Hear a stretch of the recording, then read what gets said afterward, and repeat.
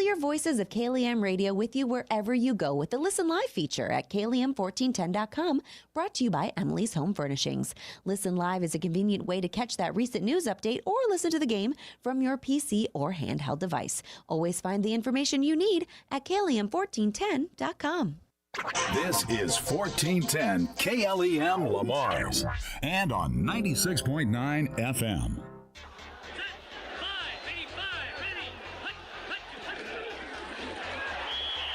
It's now time for high school football on 1410 AM, 96.9 FM, KLEM. It's a jet sweep right side. Nelson turns up the middle. 30, 25, 20. He breaks the tackle to the 10. He's all the way in for a touchdown. High school football. He throws over the middle. It's picked off. Jude Doherty picks it off at the 27. With all the action, here's KLEM Sports Director Daniel Versteeg.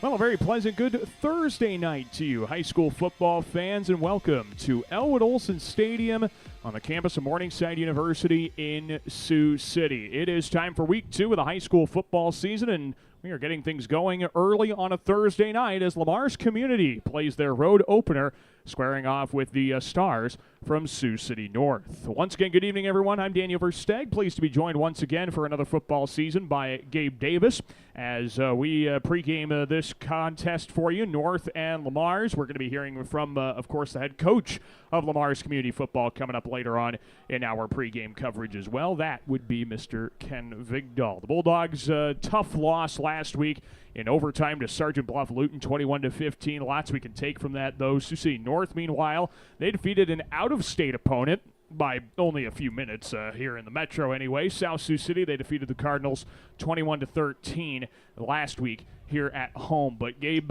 you obviously did the Sergeant Bluff Luton game. Things didn't look good there for the first 3.5 quarters, but gosh, I don't know if there was a more resilient team there in the final, say, 8 or 9 minutes than the Bulldogs, and being able to be down 15. Everybody in the world knows you're going to be going for 2 at some point, and getting both touchdowns and being able to get the 2 that they needed. Yeah, it was not the prettiest thing for about 3.5 quarters, and for whatever reason, you know, Sergeant Bluff's kind of done that to Lamar's a few times over the last couple of years, and a couple of years ago, I think we came back and won that one late. Right.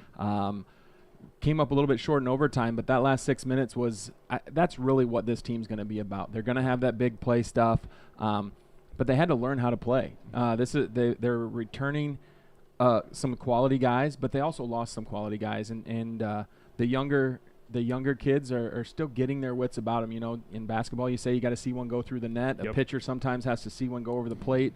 It doesn't matter. Sometimes you have to have one get in the end zone. Yep. And once it did, you know, in that last 6 minutes, we made it really, really interesting and had all the momentum. Just kind of fell a little bit short, but there's no better way to get back at it than a little bit of a short rest after a loss. You can't lick your wounds. You can't worry about it too much. You take the lessons learned and you go on to the next week. Yeah, you got 6 days in between games now, and yeah, that definitely doesn't make it any easier, but like you say, you got to move on. And you talked about sometimes you got to see one get into the end zone. You know, the Bulldogs did have their scoring opportunities, had a couple of field goals. They ended up with a really short field there in their first offensive possession after Sergeant Bluff fumbled on their first 2 plays. You know, settling for field goals there, maybe mid-season it works out okay, and it was just unfortunate that it turned out that way. But, you know, hopefully the Bulldogs can, you know, learn from it and have the opportunity to take better advantage of those scoring opportunities tonight. Yeah, and Giovanni missing a couple. I said it last week on the thing. That's just not normal. You know, we've seen him hit bombs. Yeah. So he's going to right the ship, and he's going to be reliable all year long, the weapon he is on the kickoff game, but also in special teams as far as field goals go. But then just getting it into the end zone. The one that really I think hurt, and I think Coach would probably attest to this, is the one right before half. Yep. You have that opportunity inside the 5. You're looking to, you know, you're going to go in to halftime down a score at least, but being down 8 with a whole half left with a little bit of momentum, you're feeling better about it. So, you know, we fumbled that one away, and then came out in the third and just kind of both teams never really got anything going offensively. But you know that you can't take anything away from the defenses, though. No. The defenses were actually out there working their tails off, and if it wasn't for a couple, Sergeant Bluff stuck together a couple drives. Yep. Big physical team that just ran downhill. They put a couple drives on the defense, but The defense got 3 turnovers. Unfortunately, the offense gave up 3 turnovers. Yeah. So, it's just one of those deals where you're looking to improve. They say the biggest improvement comes from week 1 to week 2. So we're going to see what Lamar's has. And they're going to play a team that probably has a little bit of confidence after getting a win.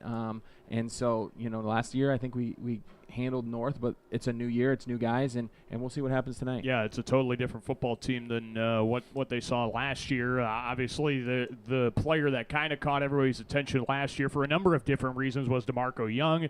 He was in the backfield for North running the football, and him being deaf, he got a lot of the attention, and rightfully so. He's an outstanding athlete. He's gone now, but they seem to have a number of different weapons that can move the football for him, whether it's Alex Soldati, the running back there for him, or maybe who we might see kind of a hybrid quarterback deal. We're really not kind of sure what we're going to see from the quarterback position for North here tonight.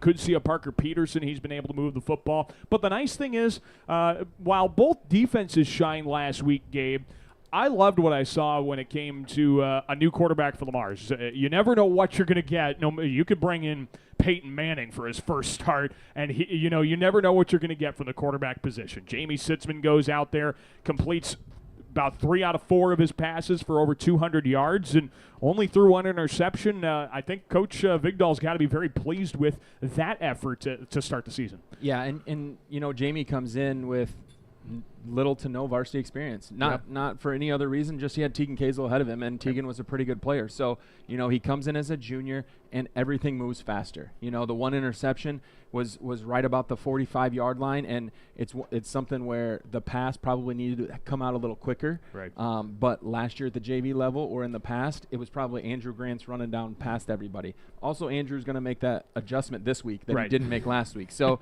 you can't simulate the speed of a level up. When you play up to the varsity level rather than the JV, taking nothing away from JV or freshmen, there's just nothing like that at next speed. And then it happens again when you go to college. It's just the speed and the strength and everything picks up.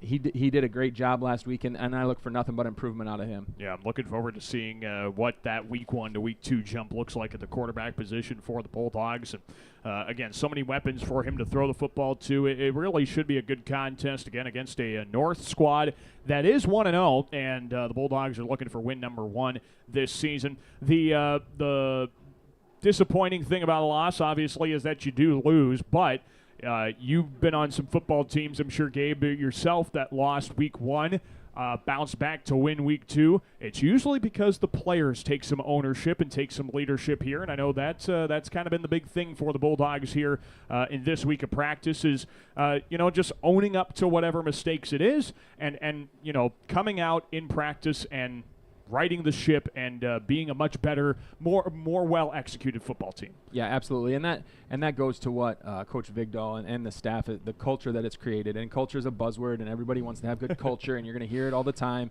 You go to any clinics or watch any YouTube stuff, it's all culture, culture, culture, and it's a great word, but it doesn't really mean anything unless you actually do it, and that's what happens. I happened to be out at the field yesterday when they were practicing, and Coach had them all together before, and they were practicing being positive, practicing celebrating good things, because you're going to have those, and you have to celebrate them. Last week wasn't how they wanted to start, and they can look back, and I bet every one of them could look back and say they missed an opportunity here and there, but you have to kind of flush it. Coach has talked about wiping it away. We've seen all that stuff. But they don't just preach it. They don't just talk about it. They actually do it. And so this week is about getting ready, learning from mistakes, and moving on. And, losing that first week stinks, but I've been a part of some teams that haven't lost after that. So it's always a fun time when that happens, and you get hot and you build confidence, and you see other people step up, and good things can happen. Getting ready for a Thursday night football game here tonight on KLEM. We're also, of course, video streaming on the KLEM Radio YouTube channel. Tell your friends if you would like to tune in for that. Also, do want to make note as well, we are on our brand new state-of-the-art AM transmitter as well. 1410 AM is back to full functionality. So we want to thank our engineering crew for getting that done for us and allowing you to guarantee that you can hear KLEM wherever you may be in Plymouth County and in Northwest Iowa. Again, we are bringing you Mars Community Football against the Sioux City North Stars. We'll take a break on our pregame coverage. Ken Vigdahl, the head coach of the Bulldogs, will chat about last week and what he sees going into this week's contest. That's coming up next on our Thursday Night Football pregame show right here on KLEM Radio. Williams & Company, certified public accountants, congratulates all area athletes in support of excellence, good sportsmanship, and the spirit of teamwork. A proud sports sponsor. Williams & Company, CPAs, your full-service business advisor with a local office in Mars. Does your bank pay you a great rate on your checking account? With Northwest Bank's Compass Rewards account, you can earn our best rate. Plus, there are no monthly service fees. We have easy-to-use banking services at your fingertips. Plus, we reward you for growing your relationship with us. So check us out. You'll be glad you did. nw.bank/best rates. Northwest Bank. Member FDIC. Commitment you can bank on. Young and old alike enjoy the competition of high school sports. Some participate, some watch, and some remember how it was. It's only a game, but it offers great life lessons and memories that last a lifetime. A few thoughts from Dan and Lori Rexwinkle of Rexwinkle Funeral Homes in Mars and Akron. This is Jay Nelson, and you're listening to Bulldog Football on KLEM. We welcome you back to our Thursday Night Football pregame show here on KLEM Radio. Daniel Versteg with you, and we're now joined by the head coach of Mars Community Football. It's Coach Ken Vigdahl. The Bulldogs getting set for the North Stars here tonight, but first a loss to Sergeant Bluff Luton last week in overtime. Really nice comeback, but just couldn't quite get it done in the extra period. Coach, first of all, we kind of talked about the start and what kind of didn't go right the first 3.5 quarters on the coaches show last weekend, but boy, I mean, what more can you say? How impressed were you with, you know, the fact that you guys even got to an opportunity to, number one, tie the game, and number two, give yourselves a chance to win it in overtime there? Yeah, you have to be proud of these guys, the way they came out and fought. And, you know, just like you said, we did some really good things. We did some not so good things in the first 3 quarters. In the fourth quarter, we really kind of got it rolling. To score twice there in the 7 minutes or the 9 minutes that we had left. And, you know, just their fight and their willingness to, you know, not give in. That's the big thing here. And, you know, you can coach the X's and O's through the week, and you'll try to coach the other, but at the other, it's their decision if, hey, we're gonna keep going here, or we're going to, you know, kind of fold our tents, and they've won the game, and that's the way it's going to be. Well, and it was a nice performance there to finish the game. At least shows you what you can hopefully do in the coming weeks. I know, though, the first 3.5 quarters and how you guys got started certainly didn't sit well with you guys, the players as well. How did they respond here in this week of practice to, you know, hopefully make sure a performance like that doesn't come out of them again? I think the big thing was, you know, and it's tough. You know, you look and you want to be successful on Friday night, and that didn't happen for us. And so it was pretty quiet during film and even into Monday's practice. And, you know, and when we're done with film for last week, you know, when we walk out the door of the room, we say we can't change it. Mm-hmm. It's done. It's over. We can't look back. We can't keep, you know, worrying about what we did last week. When we walk out the door from film, we walk out, and it's a new week, it's a new opponent, and if we don't have 100% focused on what North is going to do, you know, that loss could turn into 2 losses. So we don't want that to happen. So, you know, Monday, it did take a little while for us to get going, but, you know, I think Tuesday, knowing it's a short week, we had a really great Tuesday practice, and then Wednesday's going to be a really great practice. And so, you know, I think they've bounced back, and bouncing back is, you know, smiling, laughing, having fun during practice. That's when I know we're back to where we need to be. And that's a great sign, too, especially coming off a loss like that. And, hopefully making sure that is the only loss we talk about for a little while anyway. North is the opponent tonight, and obviously the elephant in the room is the fact we're playing this on a Thursday and not a Friday due to the Sioux City Schools arrangements with their stadium there at Morningside University. But Coach, you have to then adapt to that kind of deal. The city schools are used to that. It happens to them every year. They have to play a Thursday night game at least. This is, I think, only about the second time you've done it in about 4 years now. What has to change when you're going from, prepping for Friday, and then all of a sudden, no, we've got a Thursday to deal with now? Well, you really don't make a whole big deal about it. Like we have to be ready for Thursday. We have to be ready. We just go to practice like we're going to practice. And so, there's some things we have to do different in practice. On Tuesday is our contact day, so there's no doubt we had contact on Tuesday. Wednesday now becomes when we scrimmage or we run through offensive and defensive team. We use a lot more bags. We use a lot more cones, just due to the fact that we still need to get the amount of reps in that we had the week before when we play on Friday, but we really don't want to beat anybody up on Wednesday before a game. So you'll see us with a lot of bags. You'll see us run on cones, to simulate where the defense and offensive players are and things like that, just so we eliminate the amount of contact that we have. So, we're fresh, but we still condition inside of practice, so we're still running hard. We're still getting to the ball and all those types of things. And, they're 16, 17, 18-year-old kids. So, they don't need 4 days to recover. They need, anywhere from 10 to 12 hours to recover, and they'll be okay.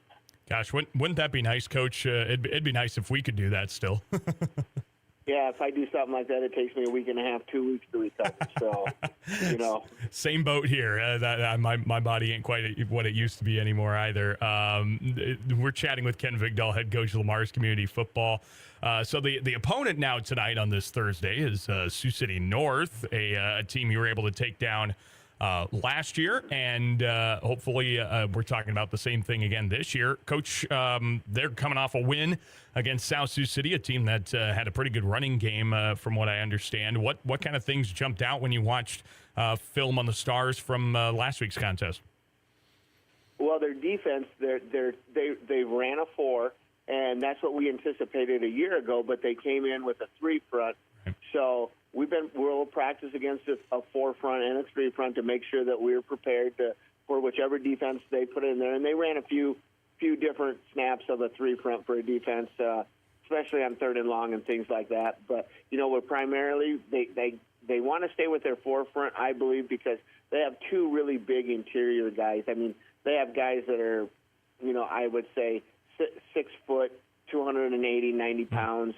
The other one isn't quite as big. He's a little bit taller, probably 6'2", 6'3", and weighs 260. So, they're 2 defensive tackles, and when you play a 4 front, if you have big defensive tackles, that's what you want. And you don't. When you play a 3 front, they obviously have to sub somebody out, put in another linebacker. So that's the first key, is that their front is pretty big. Their defensive ends are bigger. I don't know if they're as athletic as Andrew Grant is and so forth. So, a little more we can get on our zone blocks and stuff. And then, their defensive backs, they do a variety of things. You're going to see them in a 4. You're going to see them with a 1 high safety. You're going to see them press man. So you're going to get a variety of things. And whenever you get into a set of, let's say, trips right or trips left, they want to move a safety, so it's 4 on 3. They're always looking for advantage to outnumber you at where they think the point of attack is going to be. Coach, then with all those different things that you could see from them from a defensive schematic standpoint, how does it then become, the play needs to change, or formation, or whatever adaptations you have to make offensively so that you can recognize it and properly attack it? How do you communicate that with, say, Jamie, for instance, so that he knows what he's looking for now instead of what they previously were running? Well, there's no doubt that the quarterback needs to know, 1 high safety or is the field open or closed is what we call it. If the middle of the field is a 2 high, that's open. If there's a 1 high, that's closed. And that started, back 3-4 weeks ago. And it's like we have meetings with him, and we have, quarterback meeting with him. And so he understands what we want to do. He understands, if there's 5 guys in the box, we call it from tackle to tackle, from linebacker on, he's going to hand the ball off. If there's 6 or 7 in the box, that's his choice. If there's 6 in the box, it's his choice. If there's 7, he needs to throw the ball because then we've outnumbered him somewhere. And I know people make football very complicated and very complex and things like that, but at the end of the day, it's a numbers game. We call it a 0, a +1, or a -1. If it's a +1, we have the numbers. If it's a 0, we have even numbers. 3-on-3. If we're a -1, that's a 4-on-3 to us. So what we try to do is break it down as simple as we can. And so he knows that, you know what, if we're going to run a post route in the middle of the field is closed where there's a free safety, well, he knows that before he ever snaps the ball, that check is off. You know what I mean? Yep. And so the same thing like when he throws his RPOs. If people move into a 4-on-3, he's going to hand the ball off to Jude. It's reps and it's film and it's knowledge. And I always, and lots of times they do the exact thing you want them to do, but then you go memory bank. Here we go. What would happen if this happens? Then you need to keep that in your memory. Yeah, absolutely, and thankfully he is such a heady quarterback and one that has led you already pretty well, and could do that again tonight. Let's flip sides of the field, Coach. Let's talk about their offense a little bit. I noticed they ran the ball pretty well against South Sioux last week, getting their what we appear to be anyway their starting quarterback Parker Peterson involved in the running game quite a bit. What kind of things does your defense have to be prepared for here tonight? Well, they've got quite a challenge tonight because of the simple fact is, most people will run, center, guard, tackle, both sides. Well, they are constantly in an unbalanced line. So you're going to see a guard on one side and you'll see guard, tackle on the other side. Sometimes it's guard, tackle, tight end. Sometimes it's guard, tight end, then on the other side it's guard, tackle. So the big thing is, just like we talked about and just like Coach Van Otterloo talked to the front about all week on the defensive front, is you got to count numbers, okay? Because they're always going to be in an unbalanced offensive line set. I don't know if we saw them in a balanced, regular, 5 guys, center, 2 guards, 2 tackles. We haven't seen that. And then Coach Van Cly, he's got a whole nother job because they may go unbalanced to the left, but they're going to run quads to the right. So they're constantly trying to, I'm not going to say fool you, but they're trying to manipulate everybody so we leave a gap open. And we spent quite a bit of time on Tuesday just getting lined up correctly, just having kids come out of the huddle. We got quads to the left, unbalanced to the right. We got, quads to the right, unbalanced to the right, and sneak a tight end in, don't sneak a tight end in. And so part of the defense this week is just getting lined up correctly so our gaps are filled. It's going to be a tough assignment and going to be interesting to see how things go for you in that regard. Last thing for you here, Coach, just coming off the loss and not the start to the season you wanted. What's going to need to be different here tonight from a maybe an X's and O's standpoint, maybe an effort standpoint, whatever the deal is that can separate last week from this week and hopefully separate the results enough to hopefully get out of Sioux City with a 1-1 record? Well, I just think having a positive attitude the way through it, having confidence in ourselves. That first game, and we had quite a few new starters, and we just have to score. I would say if we can score early and gain confidence, then I think you're going to see the ball really roll.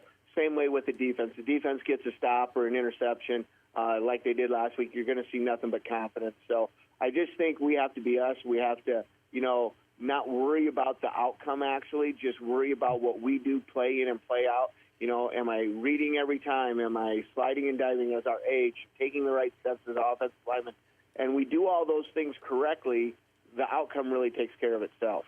Yeah, absolutely. We hope that's the outcome that we want, and hopefully the effort and execution is there tonight. So, Coach, we always appreciate your time. Best of luck tonight, and we'll chat with you afterwards. Thanks, Daniel. Absolutely. That is Ken Vigdahl, the head coach of Lamar's Community Football, back with more of our pregame coverage from Elwood Olson Stadium after this on KLEM. When it comes to service, your Lamar's Hy-Vee is #1 for shopping both in-store and online. Save with the Fuel Saver Plus Perks Rewards program at Hy-Vee, where there's a helpful smile in every aisle. Remember Stockton Towing, your AAA trained and certified operators for Iowa, Nebraska, and South Dakota. No matter when or where, call 402-508-5500. Stockton Towing, your roadside lifeguard and proud sponsor of high school sports. Hi, Jessica G. Well, hello, Libby Lexus. I'm so excited to get the spa treatment at Easy Clean Car Wash. My owner knows how much I love the soft water. Oh, and the quick massage just makes my bumpers tingle. And the blow dry is to die for. It always leaves my exterior sleek and shiny. My owner bought me a year pass so I can have the spa treatment anytime I want. Hey, ladies. Ooh, nice tires. Oh, Mickey Mustang, you're such a player. Easy Clean Car Wash. Give your car the spa treatment today. 12th Street east of Hy-Vee, Mars. Colbeck Incorporated is proud to support local high school athletics. They encourage you to play hard and play smart and always show good sportsmanship. Best of luck from your friends, Brian, Kevin, and Wayne Colbeck. State Farm agent Michael Crank is a proud supporter of local athletics. Whether you are looking for auto, home, or health insurance, choose the agent that will be on your side. State Farm agent Michael Crank. A home is a safe place to be, a roof over your head, and 4 walls to keep out the heat and cold. It's a child's laughter, a mother's song, and a father's strength. It's where we go for comfort and to share joy. It's your first school and your first church. It's where memories are shared. Hi, this is Julie Hurt, your Century 21 ProLink real estate agent. Whatever a home means to you, I am here to help you find the home you are looking for. Call 540-7757 and let me, Julie Hurt, help you make a house your new home. Lamar's Community Athletic Boosters are proud supporters of this broadcast. Hard work and determination are vital to the success of our area athletics. The Lamar's Community Athletic Boosters are proud to stand behind our athletes and coaches as they work towards success on the field and in the classroom. At American Bank, we believe in offering you what you want in a bank. Free checking, free debit and ATM cards, extended lobby and drive-up hours, competitive loans and deposit rates, online and mobile banking with bill payment and mobile deposit services. American Bank, achieving success together for over 130 years. Member FDIC and equal housing lender. This is Jude Doherty, and you are listening to Bulldog Football on KLEM. We welcome you back to Elwood Olson Stadium here on the campus of Morningside University. With me is Gabe Davis. Daniel Versteg with you for a rare, very rare Thursday night football game here on KLEM Radio. It's rare, but I'm not opposed to it. That means we get more football here on KLEM, so that is a great deal. It is the Mars Bulldogs. They are starting their road schedule here tonight. The Bulldogs square off with the Sioux City North Stars. Bulldogs coming off that overtime loss at home to Sergeant Bluff Luton. Meanwhile, the Stars, they picked up a Week 1 win over South Sioux City.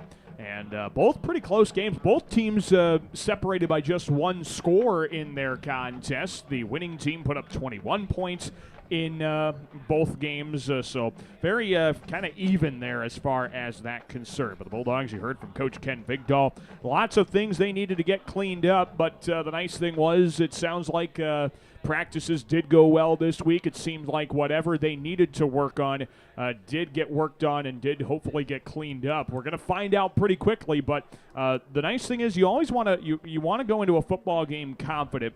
And it sounds like through the work they had in a short week of practice, Gabe, it sounds like they are confident and they are back to hopefully where they want to be. Yeah, and you always tell any players, forget about last year. Yeah. Forget about what's happened in the past. But some of these players were part of that team, and because of how it went last year, you have to have some confidence. You have to know that you're there. Also, you can take some confidence from the things that were close last week. A couple turnovers here or there, a play on defense, a play on offense that just didn't go the way, and that's a totally different game. That easily could have been a 2-3 score in our favor. Sure. Unfortunately, it probably could have been the other way too. That's what happens on games like that. But they should be oozing with confidence. They should be ready to go. Looks like, we'll see here pretty quick what they're going to bring on this Thursday night. It's going to be fun. It's going to be interesting to see how the Bulldogs adapt to that shortened week. The Sioux City school's a little bit more used to it, but like Coach Vigdahl said, both teams are in the same boat, so both got to figure it out. Well, out there for the coin toss for the Mars community, you got Giovanni Kabongo and Marcos Ibarra, a couple of seniors who are calling heads or tails, and it looks like Sioux City North will have won the opening toss here tonight. And the Stars have deferred, so we are going to see the Bulldog offense on the field first, led by that first-year starting quarterback in Jamie Sitzman. We talked about his performance in the first segment of our pregame show here tonight. Boy, a really good performance, all things considered. He went 17 of 23, did throw the one interception, but 203 yards passing, 2 touchdowns, and when you can find a target on about 75% of your pass attempts, that's going to make any coach happy, that's for sure. Yeah, absolutely. That's a good clip, especially in night one. Yes. You know, and teams are going to try to do things to a new quarterback that maybe they wouldn't do to someone that's veteran. And you know, we're going to see a lot from North on both sides of the ball. They're going to be in a 4-man front. They're going to be in a 3-man front. They're going to have kind of a roaming backer. They're going to do some different things here. So it'll be key for Jamie to trust what he sees, trust what he's been coached on, and then just ultimately get the ball to the playmakers, or take it yourself as a playmaker and make something good happen. If there's a way to succinctly sum up the chat with Ken Vigdahl from our pregame show, if you're just tuning in anyway, it's read, react, adapt. There's so many different things that North can throw at you that if you're not ready to read and react to it, well, this is going to be a long night for you. Let's just put it that way. Well, again, North will be kicking things off here tonight. The Bulldogs will be with the football first. They have sent, a couple of return men back there. It's Tegan Bogue and Tyson Augustine who will man the kick return for the Dogs. And to boot this one away for Sioux City North, that is Alex Soldati, the senior. He counts up his guys, and we are ready to go here on a Thursday night. Glad you're tuned in with us, watching or listening here on KLEM Radio. Soldati sends this one. It's a squibber up the right seam, and this one scooped up at the 28-yard line, taken out by Bowen Rican. Left numbers across the 35. He's brought down at the 38-yard line, and Bowen Rican, nice awareness, able to scoop up that rolling football, and the Bulldogs will start at their own 38. Kind of shocked they didn't call him down right there. He had that knee down as he fielded it. A nice fielding of the ball there. Didn't let it get too deep, and then took it and went. Even if he would have gotten called down at the 30 where he picked it up, or 28, that still would have been good field position. So here we go, 4 seconds in. Yep. Let's get it going. It's a good opportunity, good field position. See if the Bulldogs can take advantage of it. It's Jamie Sitzman who will be lining up in a shotgun formation. It looks like there is some miscommunication already, and the Bulldogs have used a little bit more of the play clock than maybe they would have liked. And now they've gotten things squared away with 10 seconds to go on the play clock. And Jude Doherty motions right to left out of the backfield. Sitzman throws a screen pass out there, and he is met at the point of impact by Parker Peterson, that outside linebacker. No gain on the screen pass to Doherty. Will bring up 2nd down and 10. Yeah, trying to test the edges, a little short side swing pass there. Giovanni just probably didn't pick it up like he needed to. Peterson's a big kid. Yes. And Giovanni probably gives up a little bit there, so he's going to really have to, plant the legs and be ready to go. So out of the shotgun and 2 men in the backfield once again. It's 2nd and 10. A pitch play goes right. This one's for Jaden Nelson. He's trying to get to the edge. Gets out of a shoestring tackle. Right numbers across the 40. And he's brought down out at the 47-yard line. They'll pick up 9 to make it 3rd and 1. And they are going to go quickly here. That's one thing I think the Bulldogs want to do right out of the get-go. They want to take advantage of any early opportunities. They'll look to the sideline and get the call here. 3rd down and 1 for the 47-yard line. Ball's on the right hash. Jamie Sitzman lines up in the shotgun. 2 receivers split out wide to the left and 1 to the right. Giovanni Kabongo motions left to right. They give it to him on the sweep play around the right side. He's got a 1st down across midfield. The ball came out. It's out of bounds. North says they've got it inbounds, and they do. Kabongo coughed up the ball across midfield. Stars are on it at the Bulldog 49, and Lamar's turns it over on their first possession. Dang it, he had the 1st down. He was good to go, and then they just kind of reached across. I don't know if he was trying to stretch it for maybe a little bit more than he could really get, but again, it happened last week, and 3 different times there were some turnovers, but now the defense gets an opportunity to, like you said, adjust and see what happens here. Yeah, we'll see what the Stars are going to throw at us here. I'm not even sure what what quarterback is going to be out on the field here Peterson, for? It is going to be Peterson. Okay, they didn't have him throwing in warm-ups, so we weren't really sure what we were going to see. And now here comes all the eye candy here from the Stars. They stack the line to the right side, and Peterson just keeps off tackle right side, up the right seam to the 45, and he is deeper into Bulldog territory, brought down to the 43. He's got 6 to make it 2nd and 4. Yeah, maybe that's why he wasn't throwing, because there's no intent on that to throw. That was not even there was no fake. It was a snap, and he's listed as a running back. So maybe he's just a running back that takes snaps because Soledadi's a solid running back too. So if he can do a couple things back there, he can make it tough.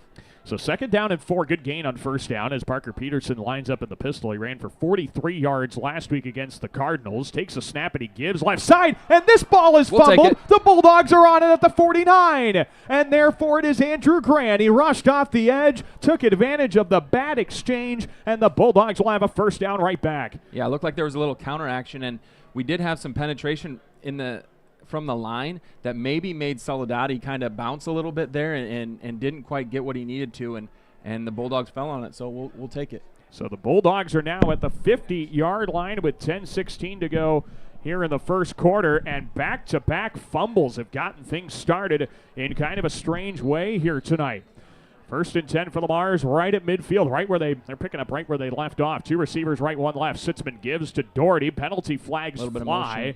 And, yeah, there is going to be motion here, although I'm not sure if the near lines judge him picking up the flag is any indication. I don't think so, as our white hat will make the official call. And it is going to be a legal motion, so that'll back the Bulldogs back up into their own territory instead of right at the 50-yard line. Dogs will have it at their own 45. Just a little sloppy right now out of both squads. You know, this is the stuff you expect week 1, probably maybe the newness of a Thursday night, but to me it still feels like a Friday, and I'm glad we have it, but we got to kind of get things on track here. 1st and 15 for the Dogs, now at their own 45-yard line, 2 on either side, and Sitzman throws a screen pass right, threw it out in front, but it is a flag down and taken up the right sideline to the 40 by Levi Schnetzer. He's out of bounds at the 36. He picks up 19 to move the chains for the Bulldogs. Did you say flag down? You're seeing things. No, Good thing. There we go. Good thing. We'll take it. That was a great catch by Levi. That's a tough pass because it has to be out in front of him, but if it's too much in front of him, they're going to jump that. So look for maybe a pump and go there where we take one deep here before too long.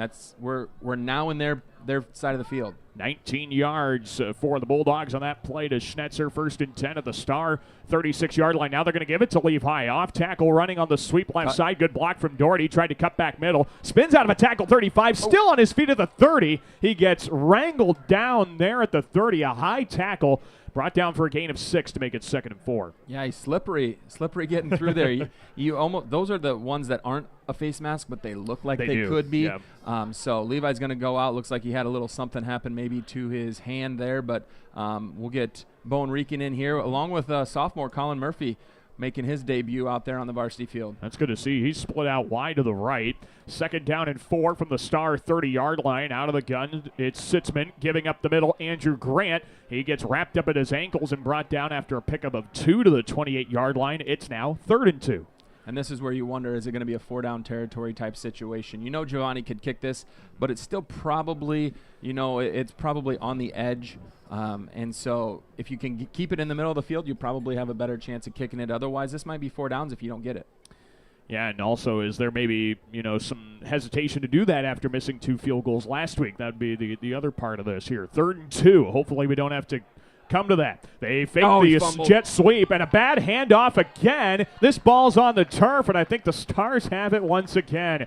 North picks it up at the 29-yard line. A bad handoff, kind of miscommunication on who was going to get it, and North will get the football back. We have now had 3 drives, all end in turnovers via fumbles. And that's there was a little bit of confusion there. Well, first of all, we did not block the defensive end, and he got right to Jude Doherty as he got the ball. So there was a lot going on there. Then with the motion going back and forth, timing is such a key. So a lost opportunity there for the Dogs. 8:37 to play here in this first quarter. Lamars and North are scoreless. They just keep giving the football back and forth to each other. And now here a whistle from one of our officials, and somebody's got to, somebody on the sideline, somebody's got to go off the field. That is, Isaiah Sanchez, who has to be switched out for Nolan White. I'm not sure exactly why, but nevertheless, he's off the field. They made the change, and now it's 1st and 10 for the Stars of the 29. Parker Peterson looks over to the sideline to get the play call, and Mitch Moore is going to have to use a timeout. That wasn't a legal formation. That was kind of a mess right there. Yes, it was. So we've got a timeout on the field with 8:37 to go in the first quarter. North and Lamar scoreless. Stars will have the football when we come back here on KLEM. Hi, this is Julie Hurt with Century 21 ProLink in Lamar's, your local real estate expert dedicated to results. Whether buying or selling a home, call me, Julie Hurt, with Century 21 ProLink in Lamar's at 540-7757. That's 540-7757. Lamar's Agri Center, your local source for top-performing Kent feed products, bulk grass seed, bulk bird seed, lawn care essentials, dust control solutions, and much more, all accompanied with exceptional service. The Lamar's Agri Center, your source for everything that grows. Being on the winning team in Northwest Iowa for over 130 years, Iowa State Bank is a proud supporter of all our area high school sports teams. Iowa State Bank, we're ready for you. This is Asher Moss, and you are listening to Bulldog Football on KLEM. Well, we welcome you back on that 1st down and 10 play. Parker Peterson was stuck in the pocket and was trying to make something out of nothing. He instead loses a yard on the play, and it's now 2nd down and 11 following the North Star timeout. The Stars at their own 28 with 8:07 to play in this first quarter. Bulldogs and Stars are scoreless in this football contest, week 2 of the season. So now 2nd down and 11 from the 28-yard line. Parker Peterson in the shotgun. 2 receivers right, a couple of tight ends left in that unbalanced line, and there is very obvious movement early on the play. The Stars commit a false start, and they'll have 2nd and 16. Boy, Gabe, I don't know about you, but if I was a football coach, and there's a reason I'm not, but if I was a football coach, I would try and burn this film of the first 4 minutes as soon as you can. It hasn't been pretty. No. Defenses have caused some turnovers, but if you're the offensive coaches, you're probably not real happy with how things go. 2nd down and 16 now. Stars of their own 23. They motion Soldati in the backfield, fake the give to him, and here's Peterson carrying up the middle, and Jaden Nelson right there to bring him down. He was helped out by Hudson Cass, the 2 defensive ends for a loss of a yard, and it's 3rd down and 17. Yeah, and Jaden Nelson, we know that name. That he's always around the ball. He's always making plays, but Hudson Cass has been a bright light. He plays offense and defense, and he's really coming into his own. Last week he had to deal with some big dudes coming on counters and stuff, so he's now been in the fire, and he's ready to go. Yeah, 3rd down and 17 now. See if the Bulldogs can force a traditional end to a drive anyway in the form of a punt. We've had 3 fumbles already. Out of the shotgun, Peterson's looking to throw. He just dumps it off over the middle. Soldati makes a leaping catch, but then falls down at the 26-yard line. Picks up 4. He needed 17. So it'll be 4th and 13, and the Stars will look to punt. Yeah, I think if he's in there, he didn't look real comfortable even throwing that on the crosser. Nope. And we had it well defended, but I don't think that he's real comfortable doing that. So keep him in long distances. We'll be in good shape. Yeah, first passing play of the night for the Stars, and yeah, like you said, it did not look like what he wanted to do by any means. Alex Soldati is lined up to boot this one away. Bulldogs have a couple deep, the deepest being Tyson Augustine. Soldati with a rugby-style kick just barely got it away, and now Tegan Bogue's going to let it bounce at the 45. It took a star roll at the 37-yard line. Lots of extracurriculars, it seems like, after the play. Stars down at the Bulldog 38, and that's where Lamar's will start this drive. Soldati, I think he wanted a roughing of some sort, and he did get ran into. But when you stretch the pocket like that, it's that right. Are you a runner or are you not?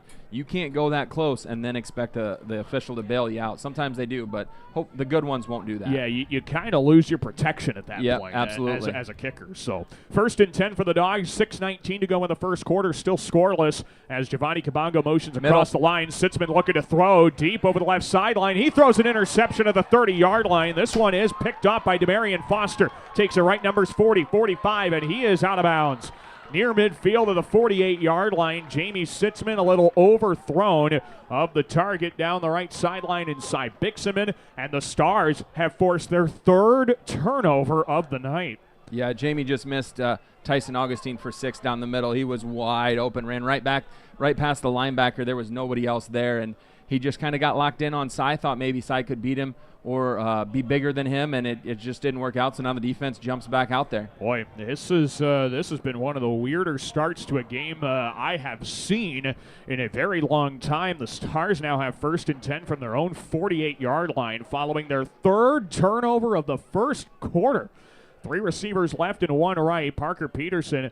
And they don't know what they're doing either. Yeah, now we got 4 receivers out wide to the left in that unbalanced line. Peterson steps up in the pocket. He's wrapped up and he's sacked back at the 45-yard line. A number of Bulldogs were in there on the stop. Josh Adall was there. Nathan Murray, I think, got the initial hit. It's a loss of 3 to the 45. It's 2nd and 13. Yeah, I think you're in good shape making him throw it. I know that he's probably a really big, strong, good athlete, but he's a running quarterback. He's in putting him. He might beat us deep once or twice, but I think consistently, if we can continue to put pressure on him, he's not real comfortable there. Yeah, loading the box, finding that kind of mix of how many people do you want to put in the box and how many do you send back in coverage. Yep. 2nd and 13 now for the Stars at the 45. Peterson bootlegging left. He meets a defender there, just dumps it off into the flats. This is the tight end, Alex Frazee. Picks up the 3 yards back to the 48-yard line. It's 3rd and 10. He is a huge guy. It has him at 225, 6'7", 225. Yeah. I don't think he's 225. No? He is all of 6'7", though. I was down there standing next to him earlier. He's just like another tackle. Yeah. He is a big kid. And as a matter of fact, he's lining up. Oh, no, he did go all the way outside. Here's those formations we were talking about. Yeah, this is the unbalanced line Coach Vigdahl was talking about. You've got the center, you've got the right guard, and then you've got 3 offensive linemen left side. Now the tight ends shift over to that right side on the motion. Position. 3rd down and 10. Peterson running off the right side, stiff arms Augustine, sidestepping another, but there are 5 Bulldogs all there for the stop, no gain. With Ching Hosniong in there, Jaden Nelson all for the stop. It's 4th and 10, and the Stars will punt again. Yeah, and Tyson Augustine was the first one to really get back there and make Peterson belly it back, and he's a big bruising running back, quarterback, whatever we want to call him. Inside the 5, I think it's probably not where you want him, but if you can keep him so he's got to use speed, I think we're in good shape there. Let's get a drive here going. Yeah. Come on, boys. 3 turnovers have been definitely a hamper on things so far. 4:10 to go in the first quarter. We're scoreless, and Alex Soldati ready to boot it away. He gets a right-footed, kind of side-wobbling kick. This is fielded by Tegan Bogue, 21-yard line. He's taken to the right seam, 25-30. Gets a block. Right number's 35, and he's brought down to the 37-yard line. A nice return of about 16 for Tegan Bogue. It'll be 1st and 10 for the Bulldogs, who have, again, Gabe, gotten some outstanding field position, but it's those darn turnovers ruining things so far. Yeah, we were talking about a game earlier, and if field position was points, you'd be in good shape, and right now we'd be up 40 if it was field position, but it's not, and we have to have that ball security, and it matters. The guys know it, and now it starts to get to the point is it in our head a little bit that we have turned the ball over so much. Well, hopefully we can get things figured out here. 1st and 10 of the 37. The quick give to the down back, and Jude Doherty, right seam across the 40, and he is hit hard. A nice tackle at the 43 by Dominic Foster. Carry for 6 for Doherty, makes it 2nd and 4. You don't see that happen to Jude very often. He kind of got hit high, and he went backwards on it. So Dominic Foster came with a little bit of power there, but a great gain on 1st down, 5-6 yards, and puts us in a good position. We've been here before. Now we got to convert. Yeah, stay ahead of the chains. That's the name of the game. 2nd and 4 from the 43. Sitzman faked the give to Doherty. Lost the football again at the 41-yard line. I think the Dogs are on it this time, though. Yeah, thank goodness for Hudson Cass saving the possession. Loss of 2. It'll be 3rd and 6. I don't know. It looked like Jamie wanted to keep it. It looked like Jude wanted to keep it. The running back has to. It's a hard position when you're reading that, because you're in trouble if you don't take it, but you're also in trouble if you take it when you're not supposed to, and that happens. So we've got to figure it out. Maybe get a 1st down and maybe just get through this first quarter. Yeah, I don't think anything would look better than 000s on the clock right now. 3rd and 6. Sitzman's dropping a throw, rolls out left. He's wrapped up, breaks a tackle, throws left sideline, and Doherty's wide open across midfield. He's to the 45 of the Stars. Touchdown. Spins out of a tackle left sideline 40, 35, and he is out of bounds at the 34-yard line. Boy, something certainly made out of nothing there by Jamie Sitzman and Jude Doherty. They connect for 26 and a first down. Yeah, that was quite a play, and it looked like it could have been the worst play of the quarter right there, and we got something out of it, and they're going to go quick. Yeah, they're hustling now to capture lightning in a bottle. 1st and 10, Sitzman the give. This is Doherty touching the football again, and he's got a modest gain of 2 yards to the 31-yard line, but they'll move it back now a yard. They're going to say he only picked up a yard on that play, so it'll be 2nd and 9. Well, they just tried to catch one, and a lot of times when you go fast like that, you run something pretty simple, and you try to see if you can catch them off balance. It didn't happen that time, and now the Bulldogs will get after it. So 2nd down and 9 from the North Star 32. Giovanni Kabongo motions in the backfield. They fake the give to him and give it to Doherty. He goes up the left numbers, and an ankle tackle at the 27-yard line by Soldati saved a big gain. It's a pickup of 5 and 3rd and 4 upcoming. Been really impressed with the tackling right now up north. They've made some tackles on Doherty, who is not an easy guy to tackle, and they've done a good job of getting him to the ground on a couple plays that could have been bigger. Yeah, those Dohertys have they've been built well, and we've enjoyed that for the last few years here at Lamar's. Now 3rd and 4 at the North Star 27. Sitzman, quick out route, right side, caught by Kabongo at the 25, driven backwards by Soldati, so he doesn't get the first. He picks up 2, and it's 4th and 2. And that was trying to get it out to a playmaker and let him make a play, and now we'll see what Coach Vigdal wants to do here. This would be a 42-yarder. Yeah, I don't think Giovanni's quite comfortable, especially this being on the right hash as well. And it's the wide hash. The high school is that wider hash, so that does make a little bit of a difference on your angle and everything. Yeah, you get a wider goalpost, but it still doesn't quite make up for it. 4th and 2 now at the North Star 25. Bulldogs going for it. Sitzman fakes the give. He tries to keep himself, and he's brought down for no gain. Noah Reed on the stop. The Bulldogs turn it over on downs, and the Stars will take over at the 25. And I think if he gives that, there still wasn't much there. No. I don't think we blocked the defensive left tackle very well, and he got right back there. And they have some big bodies there, and right now they're winning from time to time up front and getting us in positions that are making it tough for us to get and sustain those drives. But we didn't fumble. Right. I mean, we didn't throw an interception, and people might think I'm being sarcastic, but that's a small win because you build a confidence that, hey, we can do this now. And we've got a new quarterback here for North.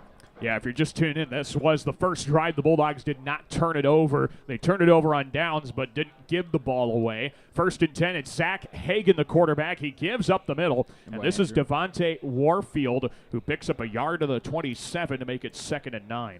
Andrew Grant played it perfectly, and what they'll end up doing, and he played it so well that they'll end up keeping that and try to run around the edge, but he was in good position. He can run him down. He's an athlete, so good things to come out of Andrew this year. It's nice to see some young defensive end. We've been spoiled.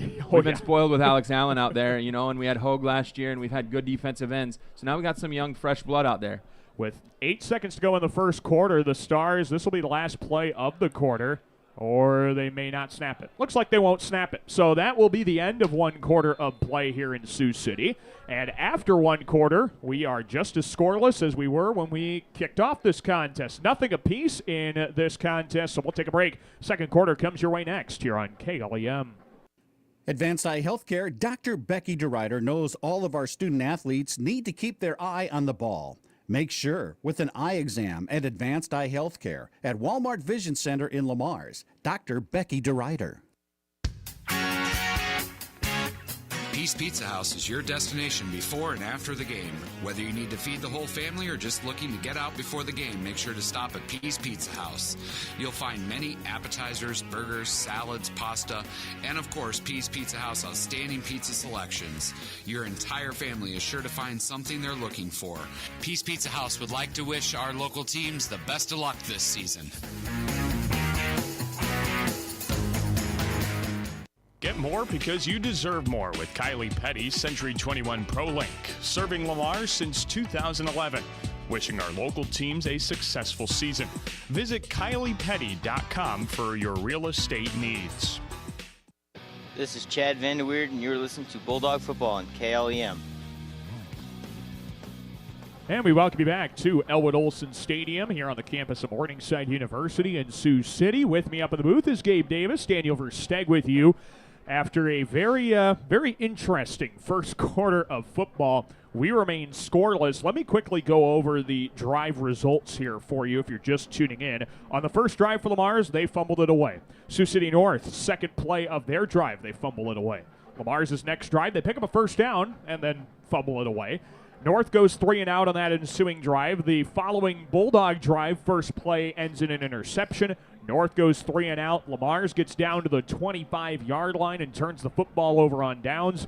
And now the Stars have the ball. They're going to have 2nd down and 9 to start this second quarter. So just really nothing positive to take from both sides offensively. A couple big plays for Lamar's have gotten the only first downs of the night.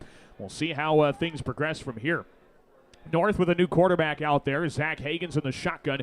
3 receivers left, 1 right, tight end left. He drops back to throw. Looks over the left seam for Parker Peterson, the former quarterback in the first quarter, but he overthrew him, too tall. Incomplete, and it's 3rd and 9. And that's one thing that maybe we have an advantage as we can go. They're playing a lot of guys both ways. So are we. Yep. But in the amount of positions that we're playing them and the valuable ones, we're not running downfield with a lot of guys both ways. So we'll see if that weighs on them as the night goes on. So after the incompletion, 3rd and 9, Bulldogs have a chance to stand tall and force their third 3 and out of the night. The Bulldogs face 2 receivers right, 1 left in an empty backfield. Hagen rolls out to his right, being chased from behind. He throws up the right sideline and incomplete right seam, and there's a penalty flag thrown. The intended target was Austin Nelson. The coverage from Levi Schnetzer, and it looked like Nelson and Schnetzer just kind of got their legs tangled up, and they're going to flag Schnetzer for pass interference. It almost looked like that was kind of incidental contact just as you're running, Gabe, but I don't know. I mean, kind of a tough blow there. The Bulldogs looked like they made a nice defensive stand. Instead, the Stars stay on the field. Yeah, and the tight end was running, and it looked like he was wide open. Actually, from our angle, from my angle anyways, Levi was behind him. I couldn't even see him. So maybe there was a little bit of a tug there that we couldn't see, but it looked incidental. But again, I've said it once, I'll say it 100 times. I'm biased towards our Bulldogs. So. Absolutely. Well, that's why we like you here. 1st and 10 now for the Stars. Out of the shotgun, Hagen throws a screen pass left, and Jaden Nelson blew it up. Soldati made the catch, but Jaden Nelson busted through the 2-man blocking scheme on the left side. It's a loss of 4. It'll be 2nd and 14. Yeah, Soldati's probably going to go back to coach and say, don't run that one again. Jaden Nelson was right there, and at that point in time, it's just catch and survive. So, but here comes Peterson back in at quarterback. Right. So, boy, this is going to be fun all night. New quarterback again for the Stars. This one on the same drive. Now it's 2nd and 14. Yeah, that's what you got to watch out for with this one. He doesn't like to throw a whole lot. Trips receivers bunched to the left, 2 stacked to the right. And that unbalanced line coach Bigdahl talked about in pregame. Here's Peterson keeping around the right side. He gets a block to the corner, 40, 50, and he's inside the numbers across the 45, and he is down at the Bulldog 42-yard line. A big pickup, goes for 20, and a North Star first down. Big hold call miss right there around the edge. And, holding happens on every play, and you can't complain about it because sometimes it's in the middle and it doesn't necessarily affect it, but that was right at the point of attack. Yeah, tough break there for the Dogs, but now they've got to figure out how to stand tall here. 1st and 10 for the Stars of the Bulldog 42. I think this is Hagen back there again at quarterback. This is going to be tough to follow all throughout the night. 2 receivers left and 1 right. Scoreless ball game, 10:34 to play in the first half. Zach Hagen in the shotgun. He's going to keep now, carrying toward the left side, toward the seam, and he is brought down in between the hashes at the 38-yard line. He picks up 4 to make it 2nd and 6. Yeah, the big guys up front have to play lower. It looked like you could see Josh Shadal. He's a big sophomore, big fella out there. He stood right up, and then they can get their body into you. So we got to play low to avoid that type of run game. 2nd down and 6 now from the Bulldog 38-yard line. Hagen's out of the shotgun. Tried a hard count right out of the get-go. And now looks over to the sideline for the change of play. 2 receivers either side on the snap back, and keeping it on the right side is Hagen. He takes a shot across the 35 by Augustine, but spins out of the tackle at the 30. Picks up 8 for a North Star first down. And like you say, if you're just going to go in with your shoulder, you're not going to make the stop there. Yeah, and that's the difference. Right now, North they tackled Doherty, who's bigger than the Hagen kid. They tackled him twice and just stuck him. They wrapped him up, drove their feet, and we're trying to tackle with a shoulder. That can't happen. 1st and 10 now for the Stars. Easily their best drive of the night at the Bulldog 30-yard line. 2 receivers left, 1 right, and Hagen keeps looking in between the hashes around the left side, and he's got a modest gain of 4 yards to the 26. That'll make it 2nd down and 6. They're going to just run quarterback, and one of these times he's going to fake the run and he's going to pull back and try to get us over top. So we have to stay disciplined. But when you get a chance to hit a quarterback, you hit a quarterback. Right. And you give him the business too. If you can. You make sure that he knows, and they're switching their line, and so they've got a lot of things going on here with the new quarterback. 9 minutes to go in the first half. North and Mars are scoreless out of the shotgun. This is Zach Hagen. 3 receivers left and 2 stacked to the right. The unbalanced line shifted right. Here's Hagen keeping left side. He's grabbed by Adal at the 22, and that held him up long enough for the Bulldogs to come in. It's a 4-yard pickup. It'll be 3rd and 2. Here comes Peterson. Exactly. On cue. And this is and the big fellas. They got the big tackle tight end guy, and they change personnel is. But Hagen's not coming out, so now is Peterson going to be the running back that he's listed on their roster as being? Yeah. Boy, this is interesting. Play clock's down to 17 here. 3rd down and 2 for the Stars from the Bulldog 22. Couple of tight ends lined up to the left on that strong side of the unbalanced line. Out of the pistol, it's Hagen with Peterson behind him. The Bulldogs bring a blitz. Here's Peterson off the left side, and he's got a first down to the 20. There's that penalty you were looking for. So there, the pile keeps moving to the 15, but it's all going to come back. You were right on cue there, Gabe. A holding penalty flag is thrown, and this will bring it back. Yeah, Levi Snetzer got hogtied there and was trying to fight through the pressure and couldn't get through there because, they held him. So this will bring up a 3rd and 12. And, again, this is where they're not comfortable, hopefully. Right. They haven't been anyways. Oh, and they have not really shown, at least this season, an ability to kick field goals anyway. And granted, there probably was not an opportunity to against South Sioux City last week. They have had some decent kickers in years past, but I'm not sure exactly what we would see from the Soldati kid. He is listed as their kicker. Right now it's 3rd down and 12, though, for the Bulldog 32. This would be a 49-yarder if they were to try it from this spot. A receiver on either side and an unbalanced line, strong side to the left. This is Hagen looking to throw right side, batted down at the line of scrimmage. Andrew Grant, boy, he can leap, that's for sure. Bats it down at the line of scrimmage, and it'll be 4th and 12. Yeah, that was a great job, and I've sometimes you'll see an athletic guy on the defensive end bat that up in the air, catch it, and go back. And so he was close, and I think if he gets going, I probably scores because I know Andrew can go a little bit. This is where we hold up and we weather the storm and get a stop here. Well, the longest drive of the night is now almost 5 minutes old. It's 4th down and 12 from the Bulldog 32. 4 receivers wide right, 1 left. It's Hagen dropping a throw, and he throws an interception to Jude Doherty. Takes it back left seam, 45-50. Has 1 block to beat, 35-30. Chase from behind to the 20. He's wrapped up and brought down inside the 15 at the 11-yard line. Jude Doherty runs the interception back over 50 yards, and the Bulldogs are in the red zone of the North Star 10. Wow, did we need that? Mm-hmm. Oh, you could say that again. Yeah. That was a prescription long overdue for the Bulldogs. Jude Doherty with an interception, and he gets the run back as well. The Bulldogs will start at the North Star 10, and it looks like it will be goal to go right out of the get-go. So the Mars will not have a chance to pick up a first down without scoring here. Out of the shotgun is Sitzman. He turns, gives to Jude Doherty, who just picked off that pass. He's still standing in the pile. Touchdown. He's dragging defenders to the goal line, and he is in for a Bulldog touchdown. Jude Doherty just kept dragging defenders for another 5 yards to score Lamar's first touchdown of the night. Bulldogs lead it 6-0. And I've complimented North on their tackling, and that time I think it was number 51 maybe, came in and just gave him a shoulder, and he gave him a jar, but it was not enough to take him down. He didn't wrap up, and the Bulldogs score their touchdown. Giovanni Kabongo in for the point after try. Try and put the cherry on top of the interception by Jude Doherty, the touchdown run as well. The point after kick, it is through the uprights, and it is good. Your score now with 7:21 to play in this first half. It's 7-0 Lamar's, thanks to a great superhuman effort by Jude Doherty. We'll take a break, and the Stars will have a chance to respond after this on KLEM. Does your bank pay you a great rate on your checking account? With Northwest Bank's Compass Rewards account, you can earn our best rate. Plus, there are no monthly service fees. We have easy-to-use banking services at your fingertips. Plus, we reward you for growing your relationship with us. So check us out. You'll be glad you did. nw.bank/best rates. Northwest Bank. Member FDIC. Commitment you can bank on. This is Caleb Brewer, and you're listening to Bulldog Football on KLEM.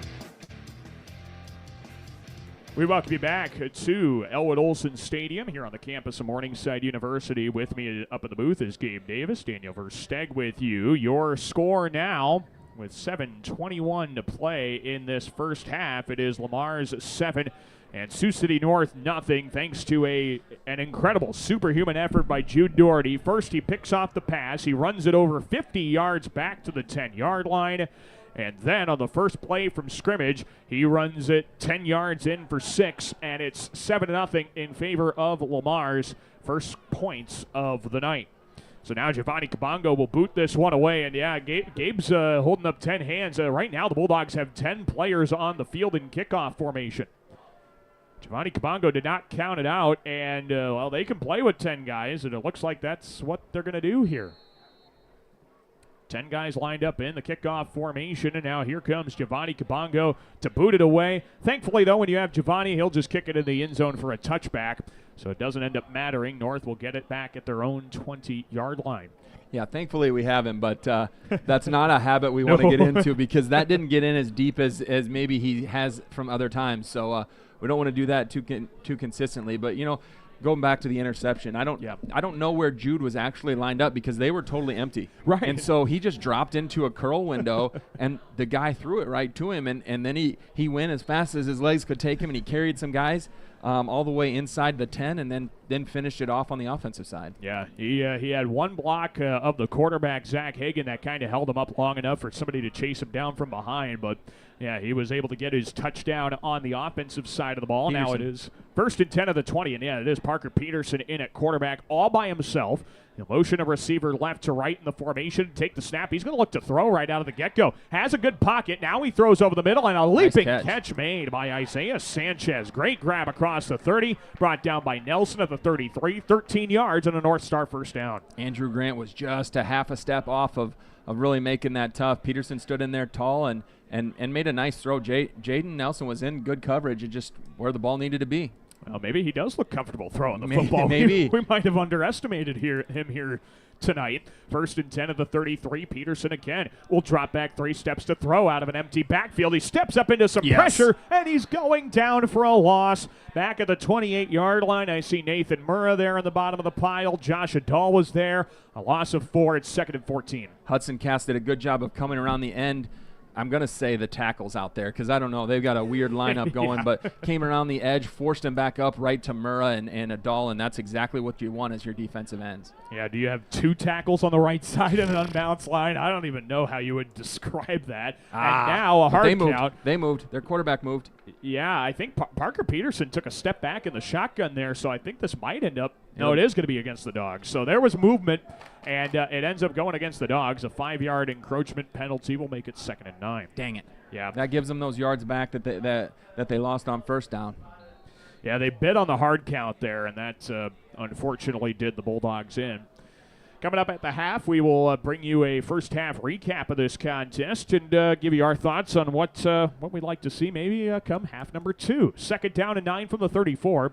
It's Parker Peterson in the shotgun, twins stacked on either side. He takes the bell-high snap and a 3-step drop. That's ineligible, man. He steps up, and he's going to be brought down. A pickup of a yard to the 35. They'll give him the 36 as well, so a 2-yard pickup. Jaden Nelson in there again. It's 3rd and 7. And these formations make it tough on officials, too, because to me it looked like, I know 89 is an eligible number. To me it looks like he's covered up by the receiver up top, which makes him ineligible, basically another tackle. Right. But he ran out on a pass play, and they didn't throw the flag, so he must have been off up on the top side. Yeah, this is where you make your money as an official. You know the rule book at this point, because North is North's testing you. And, of course, high school does have the rule as well. If you line up in an offensive line number, you cannot be eligible, period, no matter what the formation calls for. 3rd down and 7 from the 36. Peterson keeps around the right side. Andrew Grant is there. Tyson Augustine helps him out on the cause as well. It's a bring down for a loss of 4. 4th and 11 upcoming, and the Stars will punt. Yes, that's exactly what they needed. A couple minutes. 3, 4, 5 plays, whatever it ended up being after a first down, and then get the ball back, maybe get another one here before half, maybe 2. Hopefully. Yeah, 4:57 and counting to go before halftime. The Bulldogs with a 7-0 advantage here in this second week of the high school football season. And punting the football will be Alex Soldati. It's Tegan Bogue back to return. It's a low snap picked up off the turf, and this one gets a kind of a awkward spin on it. Tegan Bogue fields it at the 40, and he is met right away, brought down at the 44-yard line. So not much of a return there, but didn't need to be. Good field position, 1st and 10 for the Dogs of the 44. Yeah, that was a little bit different. It was a high. He probably should have fair caught it, and it almost looked like Levi Snetzer tried to get over there and put his hand in the air. They either didn't see it or didn't call it. Because he wasn't the primary receiver. But even if he's not, if they call it, it should have been dead at the spot. We'll take the couple yards we got in 4.5 minutes. Let's go score. I know these could be 3 bad words for you, Gabe, but that could have been construed as Don't do it. Do I not even say it? It wasn't a fair catch. I was going to say invalid fair catch. Get the proper term there. Ugh. Too soon. Too soon. It's been a year, Gabe. I'll never forget. We never forget those. Jude Doherty on the first down play. He picks up 2 to the 46, makes it 2nd down and 8. So Lamar's, like you said, you're giving yourself an opportunity to try and maybe make it a 2-score game, and then of course North's going to get the football in the second half, so give yourself a big lead. Outrun now him. Sitzman's rolling out left, pressure there. He dumps it off to Grant across midfield, 45-40 left numbers, baby. And a big hit of the 36-yard line by Soldati, but Grant hangs on. He picks up 18 for a Bulldog first down. Yeah, Andrew got hit there, and that was one of those where you get away with not bringing anything else besides his shoulder, but not until he gets the first down. A great job of evading, and once he left, popped it off to Andrew, and now we got a first down and we're rolling. Boy, Jamie Sitzman's really good at those fire drills, isn't yeah. he?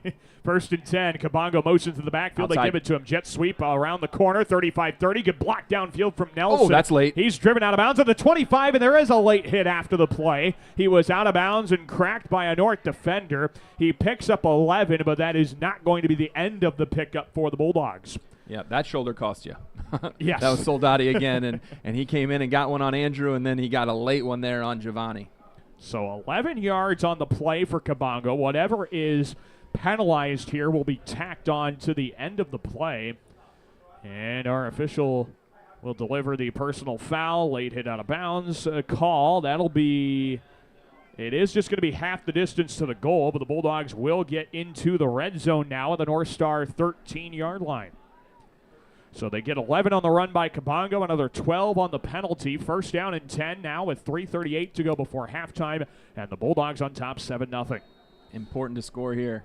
Yeah, no kidding. With this hopefully getting to a 2-score game. Sitzman out of the shotgun. He pitches right. Nelson off tackle running. 10 outside the numbers, and he is pushed out of bounds. They mark him out at the 9. They'll give him the 8. 5 yards, 2nd and 5. That's a nice little design, that little wrinkle that they probably haven't run a whole lot with the motion and then kind of pivoting back around for the toss. So something new that Coach has thrown in there.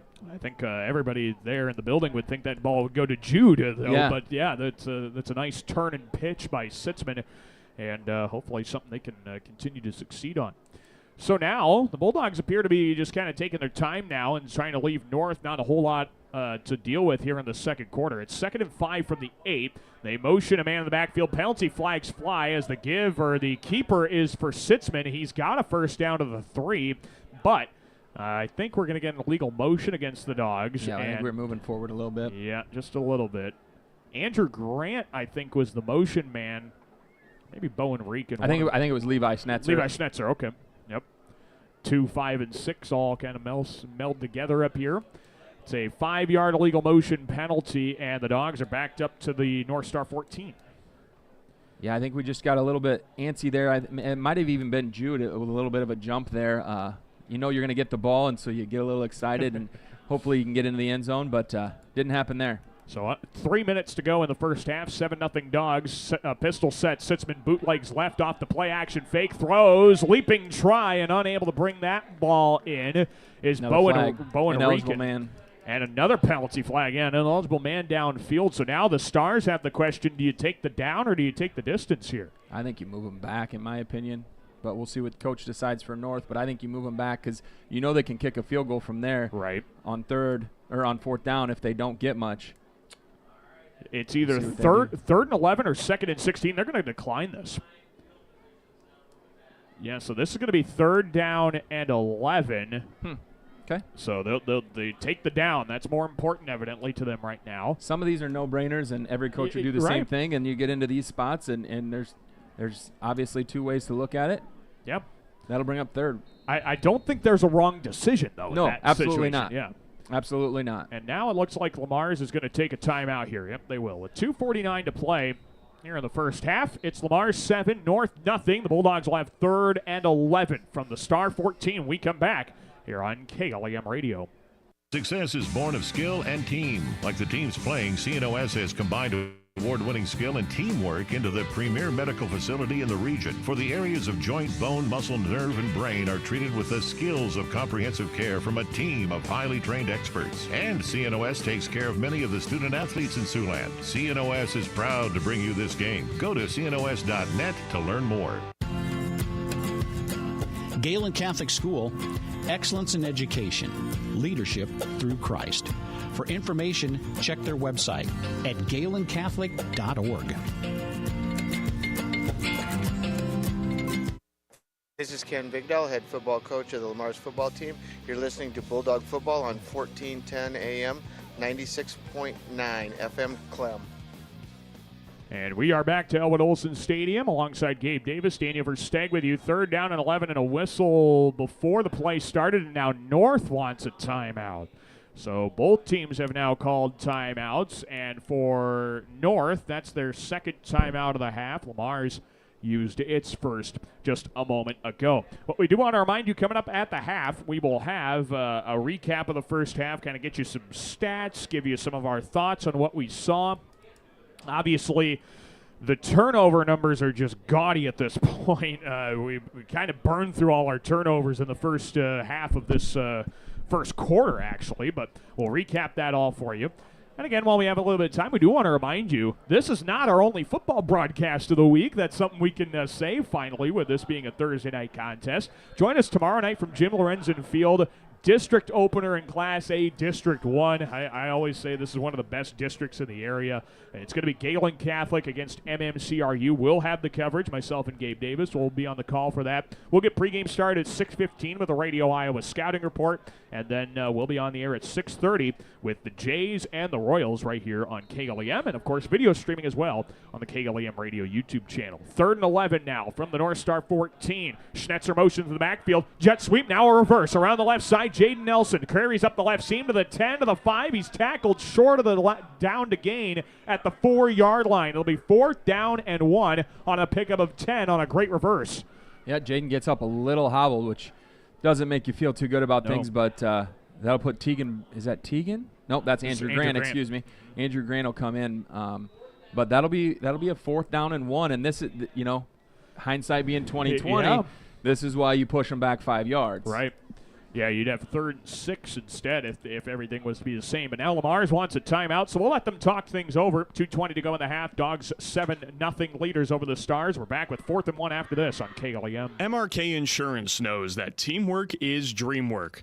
At MRK Insurance, you get a great partner for all of your insurance needs.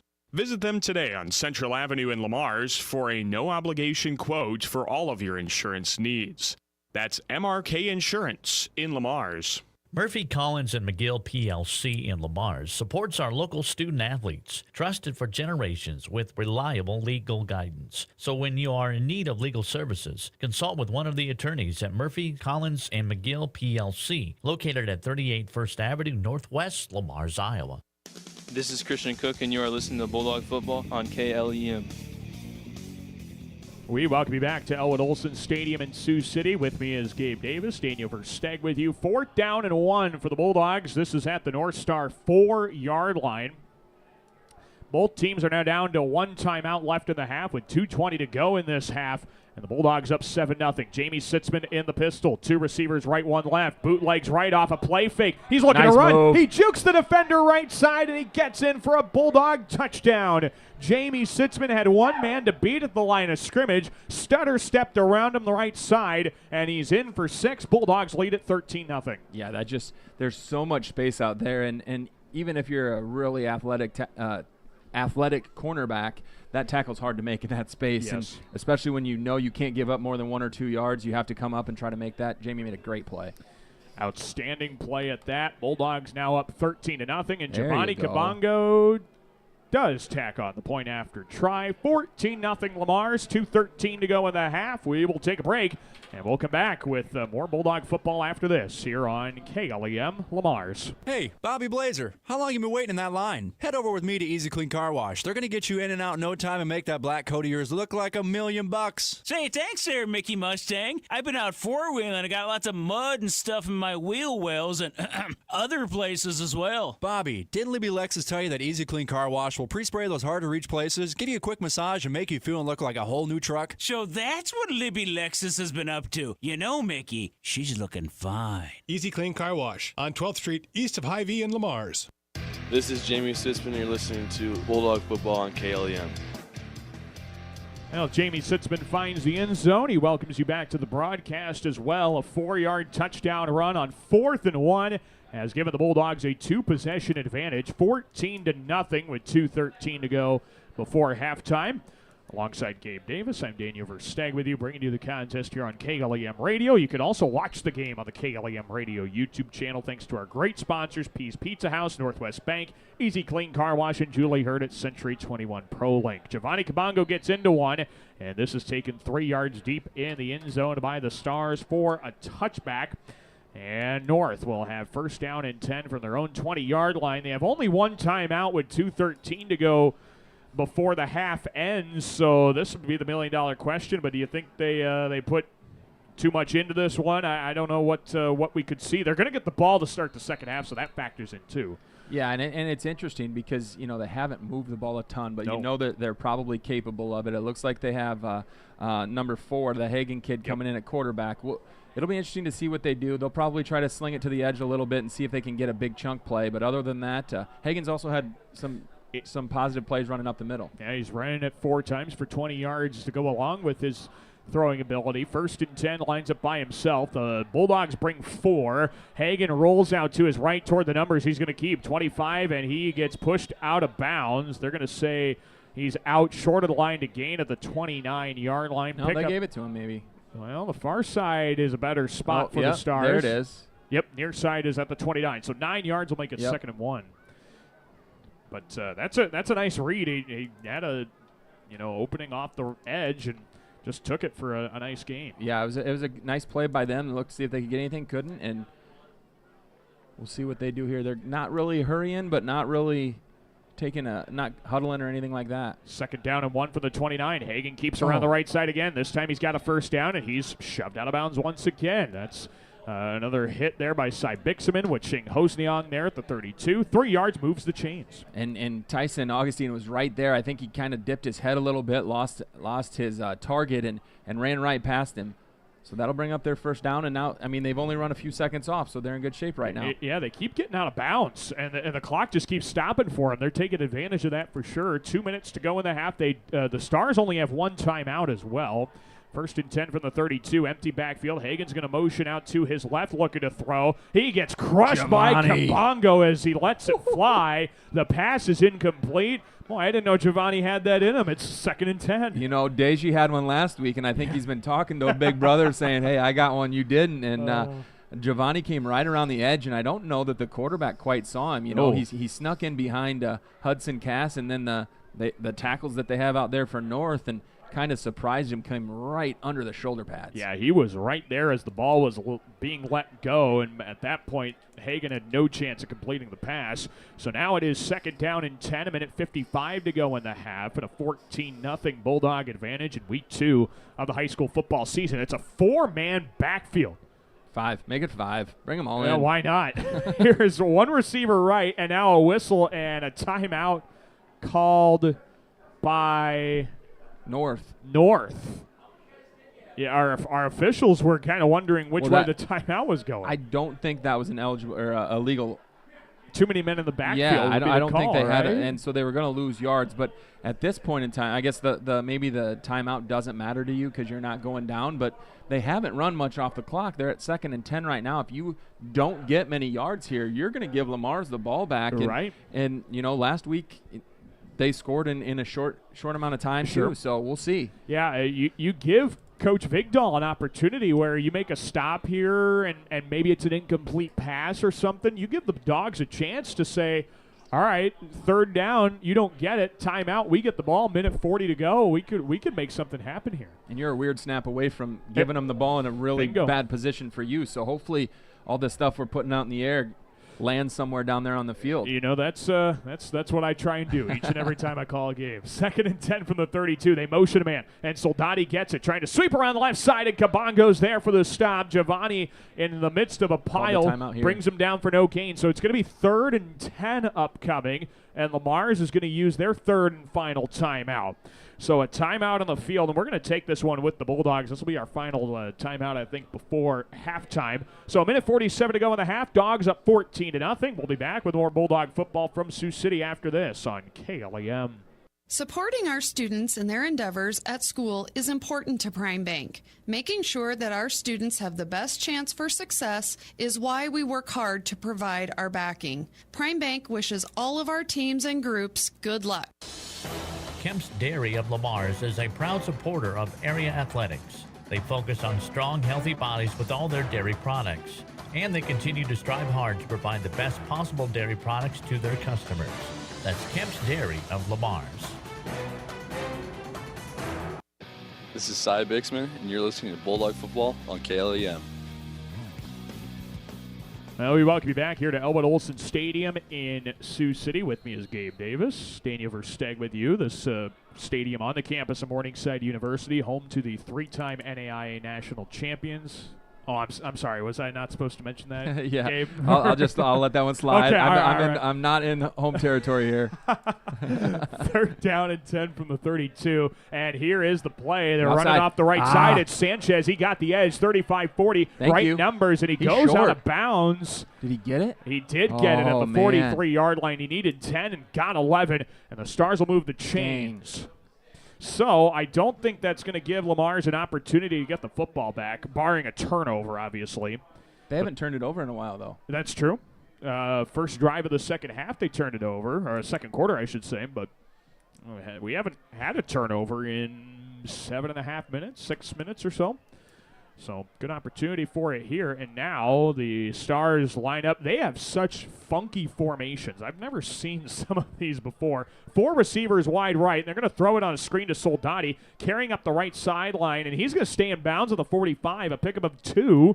Clock will move. It'll be 2nd and 8. That looked to me like that was a directive to stay in bounds because he easily could have maybe gotten a half yard and scooted out of bounds. But it looked like he was trying to stay in bounds there. So Zach Hagan again stays in there at quarterback and hits a little screen. 2nd down and 8, minute 10 to go before halftime at the North Star 45. Takes the snap, 3-step drop, has a good pocket. Now he's rolling out to his right. He's looking to run. He's got a positive gain, pushed out of bounds by Bixman of the 49.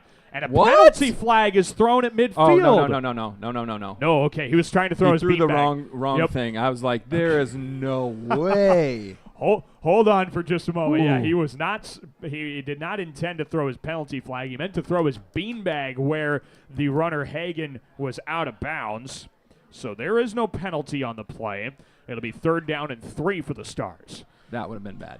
Whew, yeah, because that was not a late hit for sure. No. Minute 2 to go. Clock stops with them going out of bounds at midfield. 14-0 Dogs. Stars trying to go 2 for 1, and Hagan drops to throw. He's got single coverage throwing over the right seam, which Ching Hosniong reached up with his right hand, couldn't bring it in, bats it away from Sanchez on the overthrow, and it's 4th and 3. And now we got that 4th down. Right. And we're still at that minute we talked about, So it's kind of funny how that all played out, even after things. So they're going to go for this? No, they're going to punt. I think we bring some pressure here. Yeah. If you got it. But you don't want to rough them and give up something here yet. I get that. Yep. So we'll see we'll see what they can do. Tegan's an explosive He is. athlete out there, so maybe we get something, but you got to make sure they do punt it, though. So here's Soldati. He's going to boot it away. Rugby kind of kick. He gets a line drive, and it's fair caught at the 23-yard line by Tegan Bogue. 50 seconds to go in the half, but you got 77 yards to go.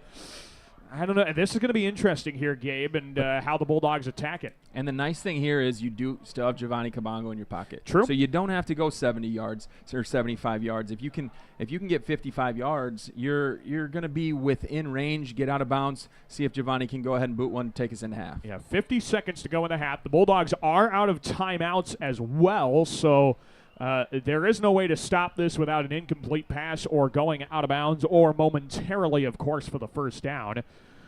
But, of course, that's a long list, but not always easy to achieve. 1st and 10 from the 23. Kabongo motions left to right, and they give it to him, trying to sweep off the right side. He gets a block right seam, 25, tackled inbounds at the 29-yard line. Going to pick up 6 to make it 2nd and 4. And there's no major hurry. Don't want with the turnover issues we've had, we don't want to get too antsy, and I think that's what Coach is thinking. He's like, we've turned the ball over 3 times in this half. We haven't been lighting the world on fire. The last thing we want to do is give them something to have some momentum here. Yeah, the Dogs are going to have to snap at once. Game clock and play clock are just about identical.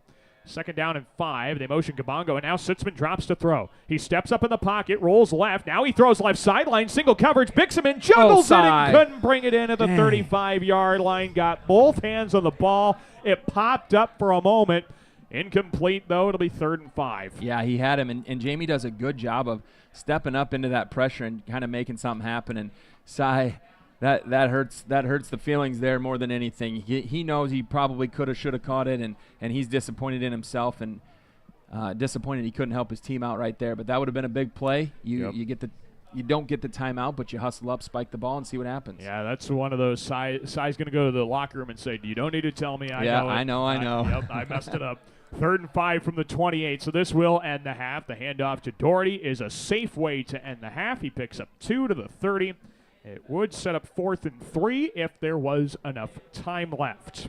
So we have played 24 minutes of football. Very entertaining 24 minutes of football at that. Your score, Lamar's 14 and Sioux City North nothing. We will take a break. When we come back, we'll have a first half recap for you, kind of get you caught up on some of the things you may have missed, and we'll get you ready for the second half as well. The score again, Lamar's 14 and North nothing. We are back with our halftime coverage from Elwood Olson Stadium after this on KLEM Lamar's. Plymouth Awards and Engraving is a proud sponsor of local athletics.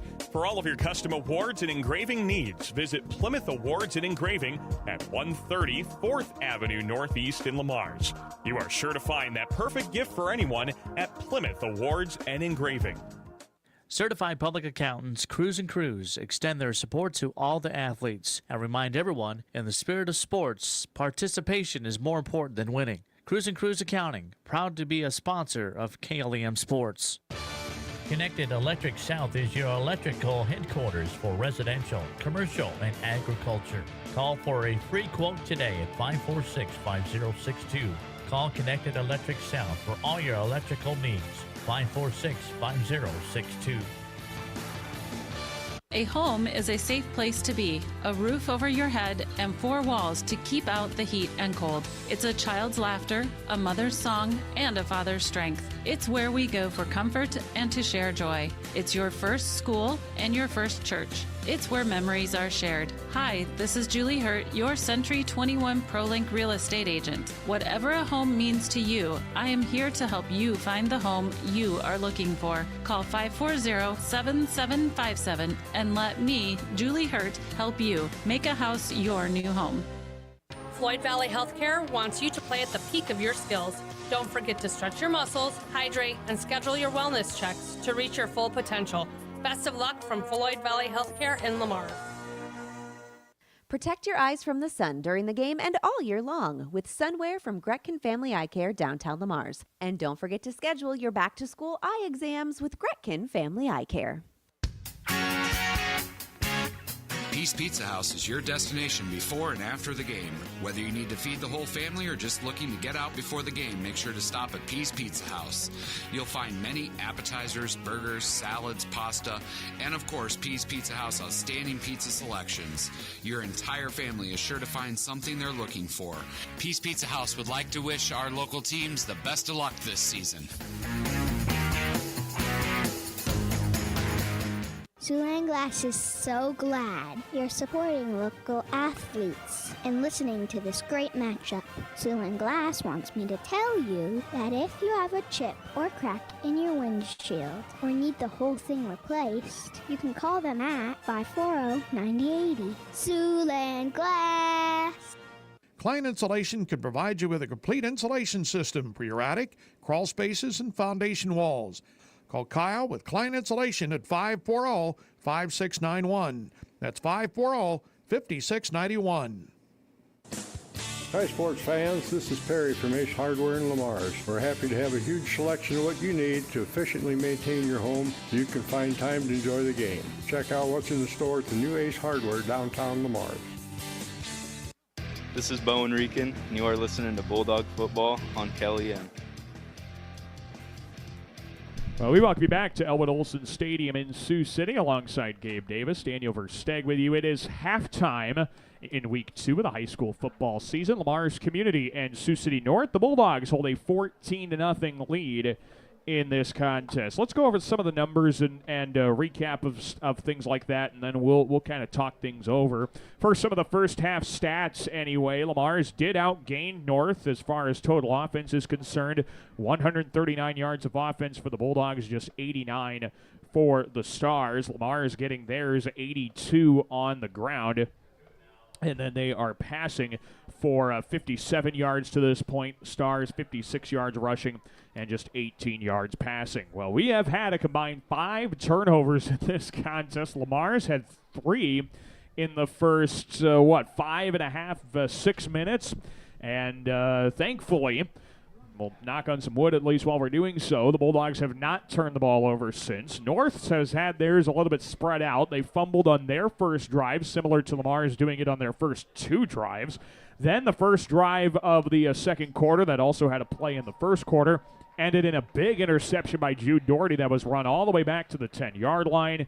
He ended up scoring on the ground a play later. That made it 7-0, and the Bulldogs would add another running score after that. Some of the other numbers here, team-wise, North has sacked Jamie Sitzman twice.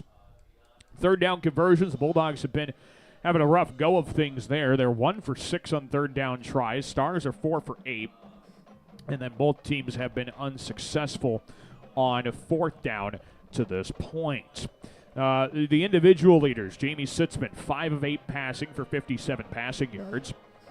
Jude Doherty's hauled in a couple of passes for 26 yards. Andrew Grant a catch for 18. Levi Schnetzer with 11 yards through the air. Giovanni Kabongo's leading the way on the ground as far as yards are concerned. 3 carries for 28 yards. Jude Doherty, 8 carries, 24 yards, and a rushing touchdown. Jaden Nelson, 3 carries for 23 yards. Jamie Sitzman, with all the sacks he's taken, has negative 1 yard rushing, but the 4 yards positive he did pick up went for a touchdown. Leading the way on the defensive side for the Bulldogs, Jaden Nelson and Andrew Grant with 5 tackles apiece. They are doing some wonderful things to this point for the Bulldogs on the defensive side. Of course, Jaden Nelson did leave on that most recent scoring drive for the Bulldogs with an apparent injury, so we'll hope that is just for the moment anyway. For North, their passing attack has been very hit or miss here tonight. Parker Peterson, though, is 3 for 3 for 20 yards passing. And then you have Zach Hagan. He is 2 for 8 passing the football for just 13 yards. On the ground, they are led by Zach Hagan, 7 carries for 37 yards. Parker Peterson, 9 carries for 15 yards. And then another 11 yards on the ground for Isaiah Sanchez. He also leads the way in receiving yards with 13 yards receiving on a catch in this contest. So that's where we're at after one half of play. Again, it's Lamar's leading 14-0 over North. Let's run down the drive summary as well before we kind of give you our 2 cents on the first half. The first quarter, very ugly. Lamar's first drive, they fumble. North, first drive, they fumble. The next Lamar's drive ends in a fumble as well. The Stars, then they go 3 and out and punt the football. Lamar's next play offensively ends in an interception. So 3 offensive drives, 3 turnovers for Lamar's right out of the get-go. The Stars go 3 and out on that after that interception. Then the Bulldogs move it down to the North Star 25, turn it over on downs. North gets a promising drive all the way down near the red zone, but they threw an interception. That was one Jude Doherty who picked off the pass. And then on the next play, after running it back to 10, he carries it 10 yards for 6, and that made it 7-0. North punts the football back to Lamar's, and then the Dogs get a drive going. Took about 2 minutes and 10 seconds or so off the clock, and ended in a Jamie Sitzman 4-yard touchdown run. That was a 7-play and 56-yard or 8-play 56-yard drive, for the touchdown. Then the Stars got the ball back, got to midfield, had to punt the football away, and the Bulldogs just took it into the half from there. And again, the score, Lamar's 14, North nothing. Well, obviously, the big boo-boo of the first half, Gabe, was the turnovers. You fumble it twice and throw an interception. That doesn't sit well. But much like maybe the first 3.5 quarters last week, the Bulldogs have responded to the call. They have not turned the ball over since. They've been able to find the end zone a couple of times. Defense is locked in. It's been good to see that the Bulldogs can answer the call when needed. Yeah, nothing's been easy. The defense has done a great job. They've had to battle, though, that, North came down here, got probably within the 20-25 at one point in time, got pushed back after a couple penalties, and Lamar's got the ball back. But I think no one's going out there trying to fumble, trying to drop the ball, trying to throw an interception. Everybody's trying to make plays. The one thing that they've done is they bounce back from it, like you said, and they've forgotten it, and they've had to move on. You remember the lesson, and then you try to move on from that. And sometimes, and this is my inner Hawkeye, but punting can be winning. Yeah. Sometimes, especially Tyson Augustine as the punter, he hasn't punted yet tonight, but I think he was all district, if I remember right last year as a sophomore. So he can do that. And with your defense, sometimes there's nothing wrong with kicking it, getting it out of there, and covering it, making your defense go out there and make plays, because the defense has been phenomenal tonight. Yeah, to your point, Tyson Augustine last week averaged 43 yards a punt. You can do some damage when you're doing stuff like that at the high school level.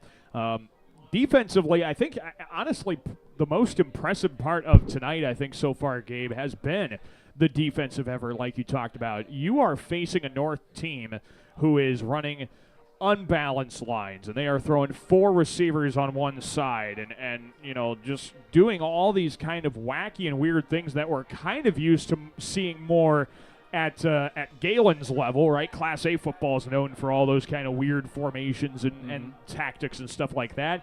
But when North has thrown the whole kitchen sink at the Bulldogs, Lamar's defense has responded, and they've been doing a good job of not getting too mesmerized or fooled around by what they've been seeing. Yeah, and that goes back to what they've been taught and coached, and if you're fundamentally sound, that stuff doesn't change. You're gap sound. You make sure you count your gaps. You make sure everybody's communicating and accounting for the eligible man on the end of the line. Maybe we lost 1 or 2 every once in a while, but that happens to any defense. But when they're moving number 86 and he's lined up as a tackle, then he's lined up as the third receiver wide, and they're bouncing him all around. The quarterback, Peterson, has also been a running back. He's been a tight end. He's been all over. Trying to account for playmakers as well as what formation are they in, because literally when they have their offensive line, they have 2 other guys that look offensive line type that are in eligible numbers. So just communicating, I've seen a lot of pointing and talking and staying gap sound, and you can still, all that stuff doesn't matter as much at that point. Yeah, it's a big deal, and thankfully we're not talking about that being a thing that the Bulldogs have to adjust to in the halftime break. North is going to get the ball here to start the second half, so we're going to see maybe what adjustment the Stars made offensively. But if you're Lamar's, I think at this point, defensively you're sound. I know that was a big adjustment that had to be made at halftime last week, was figure out the alignment, and once that was done, take care of things. But, honestly, minus the turnovers, this has been a really solid first half. Not really a whole lot that I would need to adjust if I was the Bulldog coaching staff there. No, just that ball security and knowing when the time is to go try to make that play, get that extra yard. And when it's okay to say, you know what, we don't have this one, let's move on to the next play and see if we can get it at that point in time. So, but that's coming with maturity. That's coming with game speed stuff. Yep. You can try and practice all the things you want, but until you get into that position, and this is new for some of these guys, but some of the younger guys have played great. We've called Andrew Grant's name a ton. We've called Hudson Cass quite a few times. And then your reliables of the Jude Dohertys and who else have we Giovanni called? Kabongo, Giovanni Kabongo and Jaden Yep. Nelson. Those guys have been solid. Levi Schnetzer. Yep. So just continuing to grow as a group and as a team. We'll see what they have here in the second half, but I think that you're right. They have a lot to build on, and they have a lot to be confident about. Now it's just fine-tuning and really taking away those big blunders. It is a 14-0 Lamar's advantage here at the halftime break. We'll take one more commercial break, and we'll come back and get the second half underway as Lamar squares off with Sioux City North in Week 2 of the high school football season. The second half is on the way next here on KLEM. Make sure your life runs smoothly with an upgraded internet package from Premier Communications, connecting you with the internet speed and television access package that best fits your wants and needs. Premier Communications is happy to support our area coaches, athletes, and the parents who support them. Have a great season. Does your bank pay you a great rate on your checking account? With Northwest Bank's Compass Rewards account, you can earn our best rate. Plus, there are no monthly service fees. We have easy-to-use banking services at your fingertips. Plus, we reward you for growing your relationship with us. So check us out. You'll be glad you did. nw.bank/best rates. Northwest Bank. Member FDIC. Commitment you can bank on. Hi, this is Misty Zek. This is Brock Nohava. Hi, this is Happy Phillips. Hi, this is Austin Sitzman. This is Dave Close. Hi, this is Jody with Exit Realty Midwest. Exit Realty Midwest is proud to support our area athletes. Find them online at exitrealtymidwest.com. Quality Lube of Lamar's is proud of all our Plymouth County athletes. At Quality Lube, they focus on you, the customer, to ensure that they can keep you on the road when you need to be. From diagnostic repair to routine oil changes, Quality Lube can do it all. Hi, Jessica G. Well, hello, Libby Lexus. I'm so excited to get the spa treatment at Easy Clean Car Wash. My owner knows how much I love the soft water. Oh, and the quick massage just makes my bumpers tingle. And the blow dry is to die for. It always leaves my exterior sleek and shiny. My owner bought me a year pass so I can have the spa treatment anytime I want. Hey, ladies. Ooh, nice tires. Oh, Mickey Mustang is such a player. Easy Clean Car Wash. Give your car the spa treatment today. 12th Street east of Hy-Vee, Lamar's.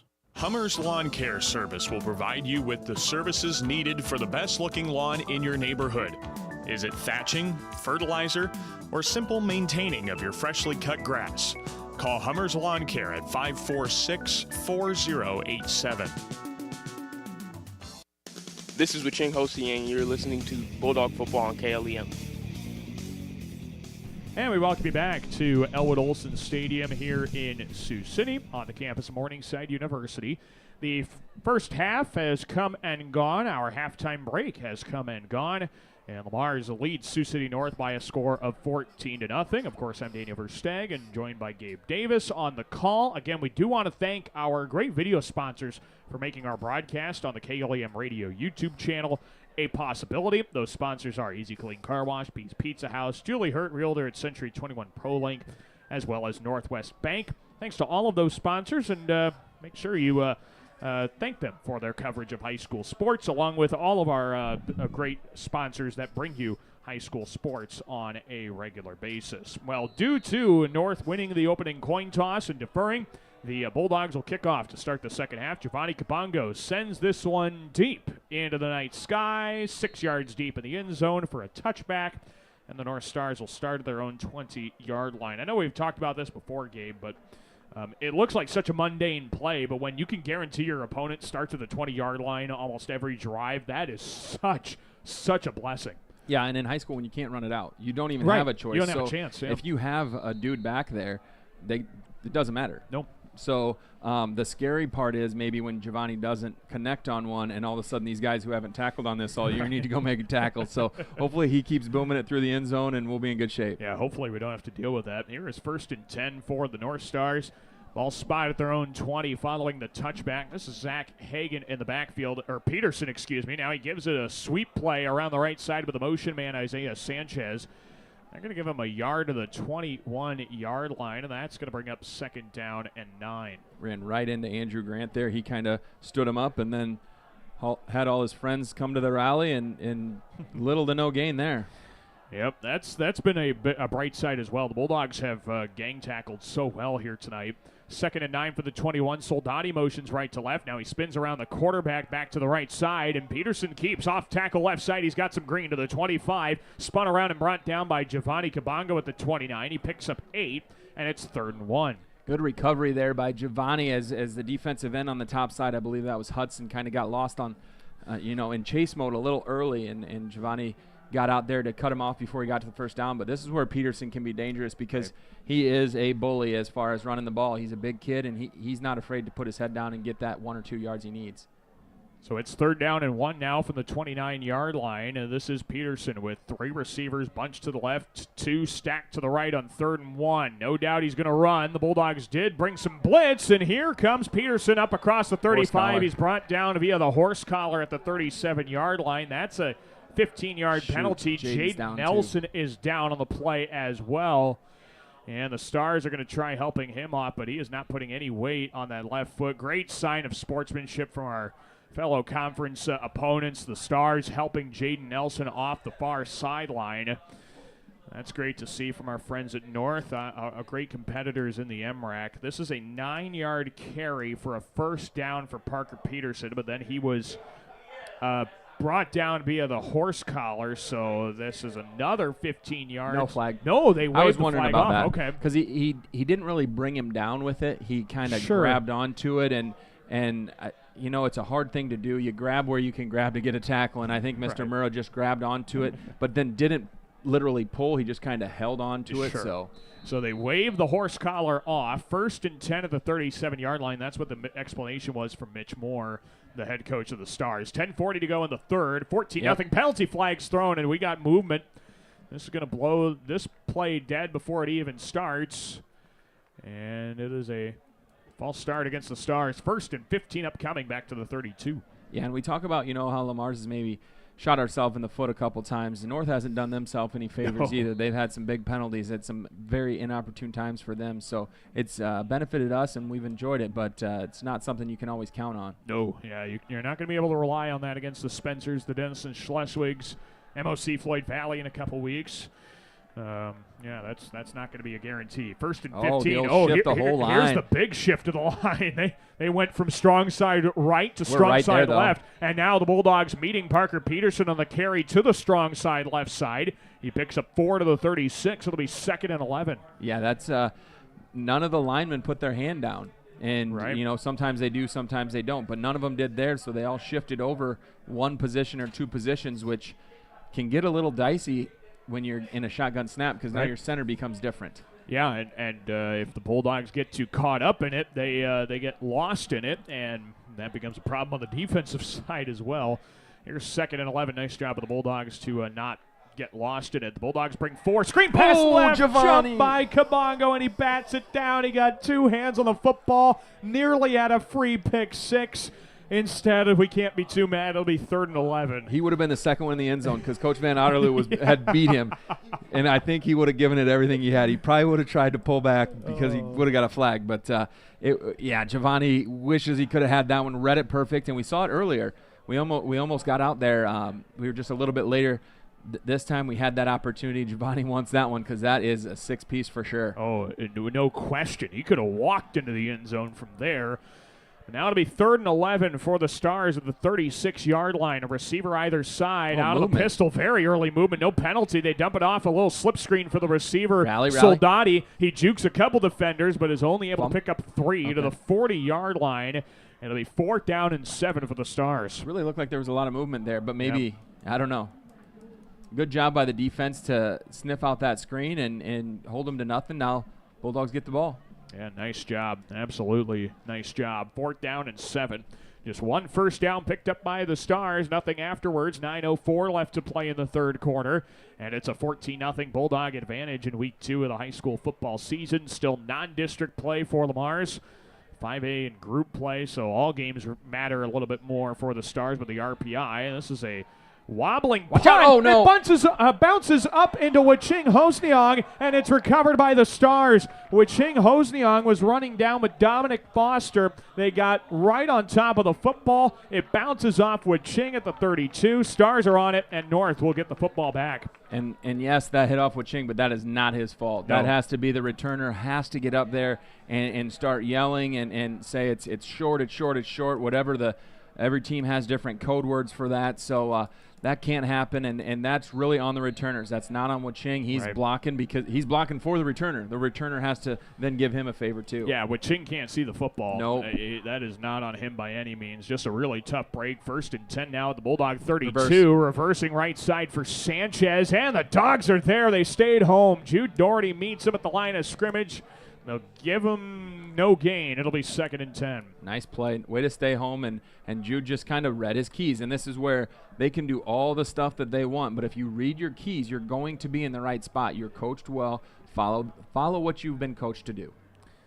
And the Dogs have done that to a T here tonight, but now have to try and bounce back after their 4th turnover of the ball game, and this one a little bit different than the others. 2nd and 10 now, out of the pistol. Peterson, he's got an option pitch, pitches it behind the running back. Great Loose job, football, Hudson. and Peterson's back on at the 44. I think Cass might have batted that pitch. He absolutely did. Yeah, they'll lose 12 on it, or 11. It'll be 3rd and 21 after it. Great job by Hudson Cass. He had closed it down, and he knew the pitch was coming, just stuck his hand out there, but then he didn't quit on the play, continued to go to tackle the quarterback, and now that puts them in a 3rd and very long.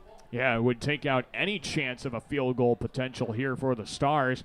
Backed up to the 43 of Lamar's. 3rd and 21. Got to get pretty much into the red zone here to convert if you're North.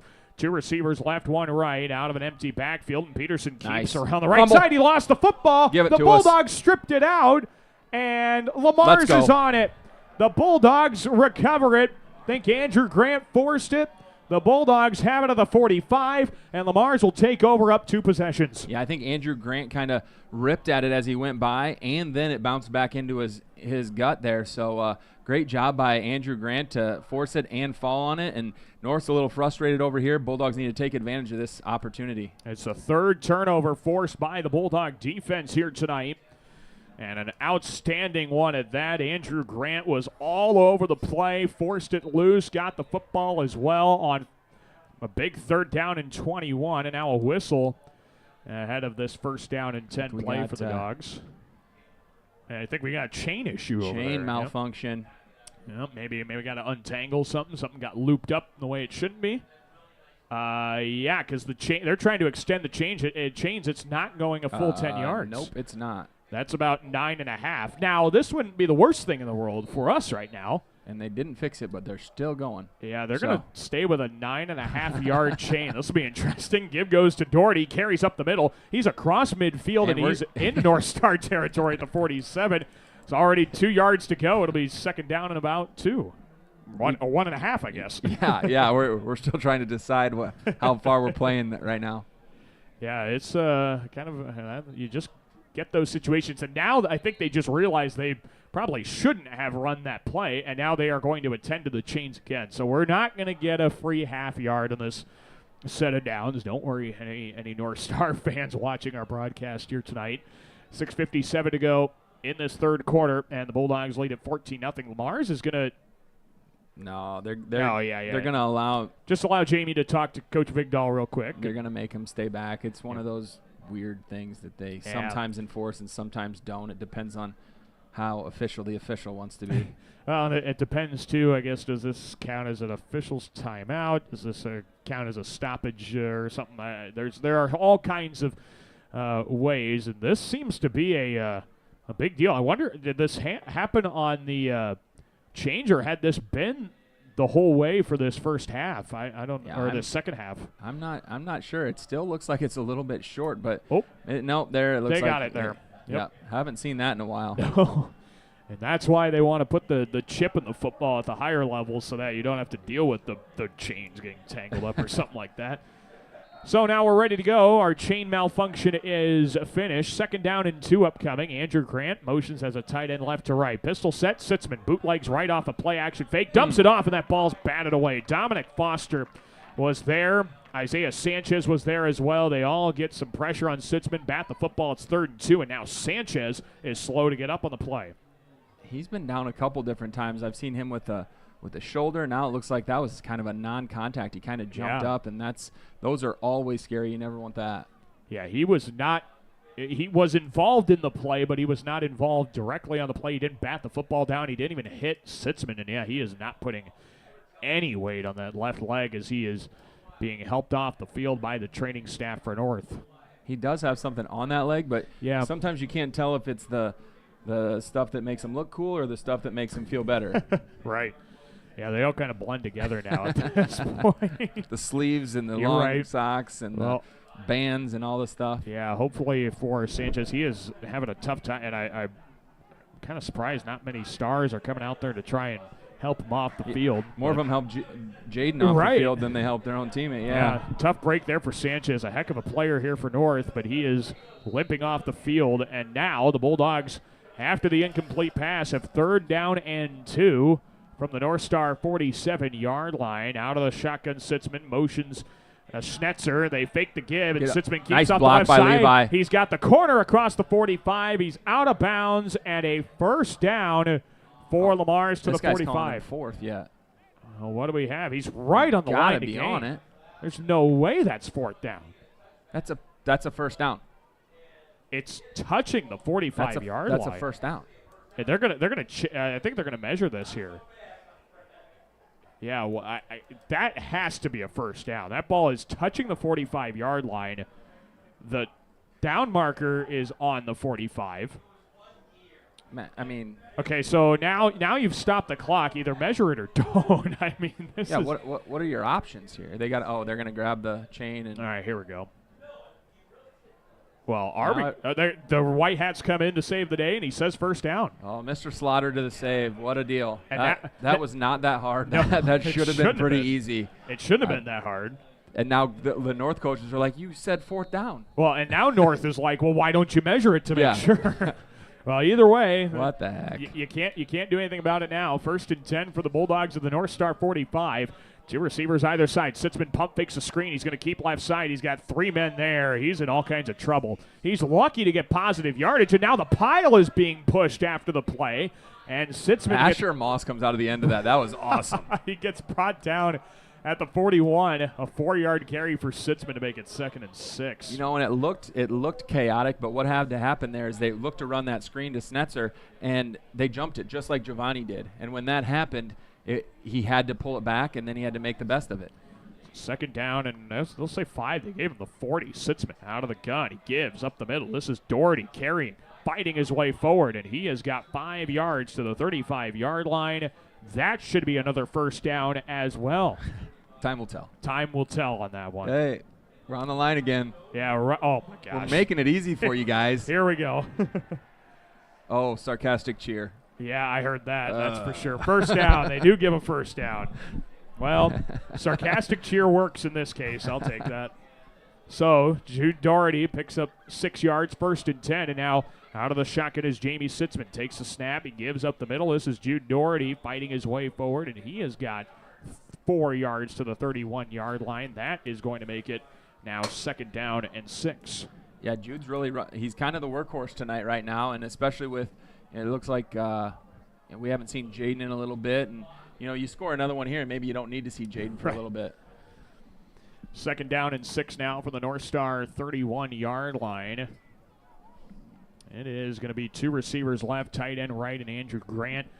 Jamie Sitzman out of the shotgun. He motions Schnetzer across the formation, fakes the give to 2 backs, jukes a defender out of his shoes across the 30, carries up the left seam. He's down to the 27, picks up 4, and it'll be 3rd and 2. Yeah, nice design there with a lot of movement, a lot of motion, misdirection, and all of a sudden we're fogging up here. I'm not sure what's going on. That's all my hot air here, I think. So We'll hopefully it's not, doesn't look like it's impacting our camera too much, but could be here in the near future.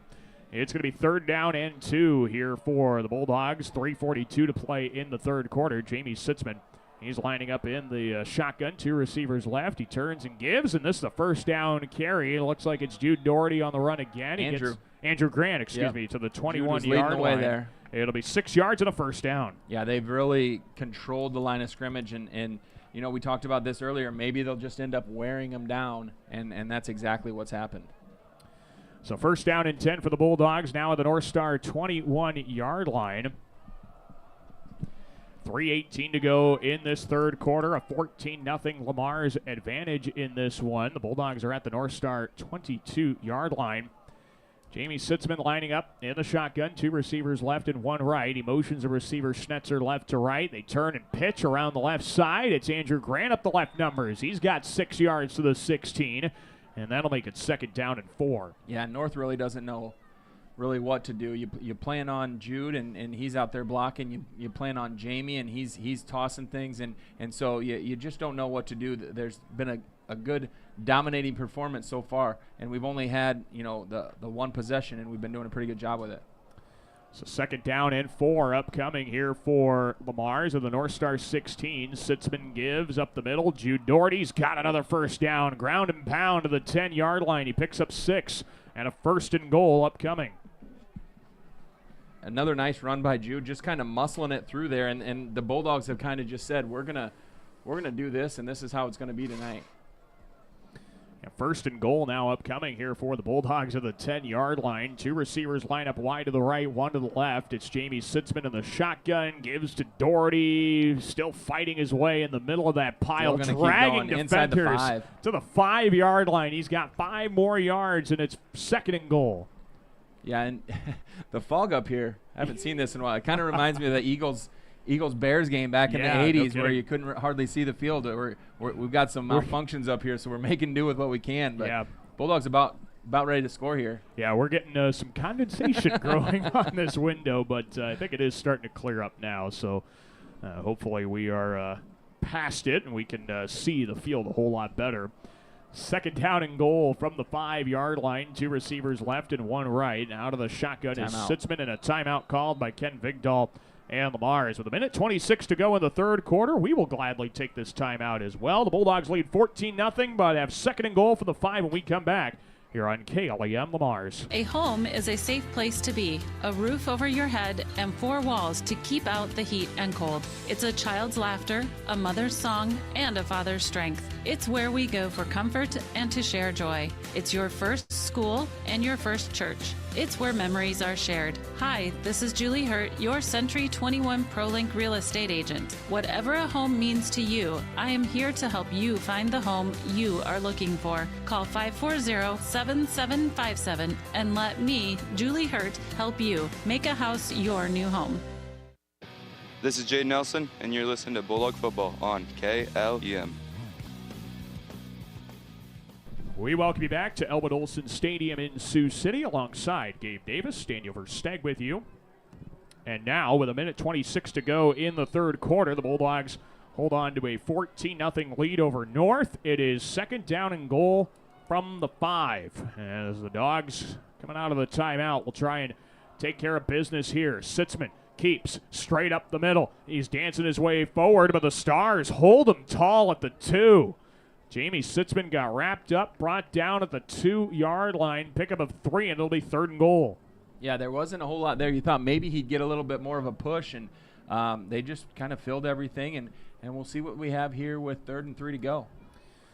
And it's going to be interesting, too, and how you play this. Of course, if you do end up unable to convert this or get into the end zone, a field goal would make it a 3-score game, but nevertheless, 50 seconds to go in this third quarter. 14-0 Lamar's. Hopefully we don't have to settle for 3. Sitzman out of the gun, and the Stars bring pressure. They pitch left side. Andrew Grant gets stood up right at the line of scrimmage. No gain for Andrew Grant. It'll be 4th and goal from the 2. And we're going to walk 90-some yards before we see that, because I think you sit on this one and go the other way. Absolutely, yeah. The Bulldogs can definitely take this play into the fourth quarter. And I think they will here. We'll wait to make sure, but there are signals going in, so we'll see. Oh, well, maybe see if we can get a hard count or something. I don't know. You don't gain much by that, but I mean it's possible. Well, here we go. 4th and goal from the 2. 7 seconds to go in the third quarter. They do snap it. Sitzman drops back to throw. He throws right side to the end zone at the 1. Touchdown. Andrew Grant is tackled into pay dirt for a Bulldog touchdown. Andrew Grant made the catch at the 1, and then he got spun around and dropped in the end zone for 6, and the Bulldogs lead it 20-0 at the end of the third. What a drive. I mean, we didn't necessarily have to go a long ways, but once we got things figured out, we just kind of controlled that. I mean, what was that, 2 drives that whole quarter? Yeah. Wow. Now here's Giovanni Kabongo for the point after try. That ball is through the uprights. It is good. And your score after 3 quarters. Now 3 quarters in the books. 21-0. Lamar's on top. We'll be back with the 4th after this. You're listening to Bulldog Football on KLEM. The Lamar's Knights of Columbus Council 1466 would like to wish our teams the best of luck in the game. The Knights of Columbus is proud to support our schools and many charities throughout the year with our pork chop dinners and fish fries. Check out upcoming events by visiting their Facebook page at Lamar's KFC. Peace Pizza House is your destination before and after the game. Whether you need to feed the whole family or just looking to get out before the game, make sure to stop at Peace Pizza House. You'll find many appetizers, burgers, salads, pasta, and of course, Peace Pizza House outstanding pizza selections. Your entire family is sure to find something they're looking for. Peace Pizza House would like to wish our local teams the best of luck this season.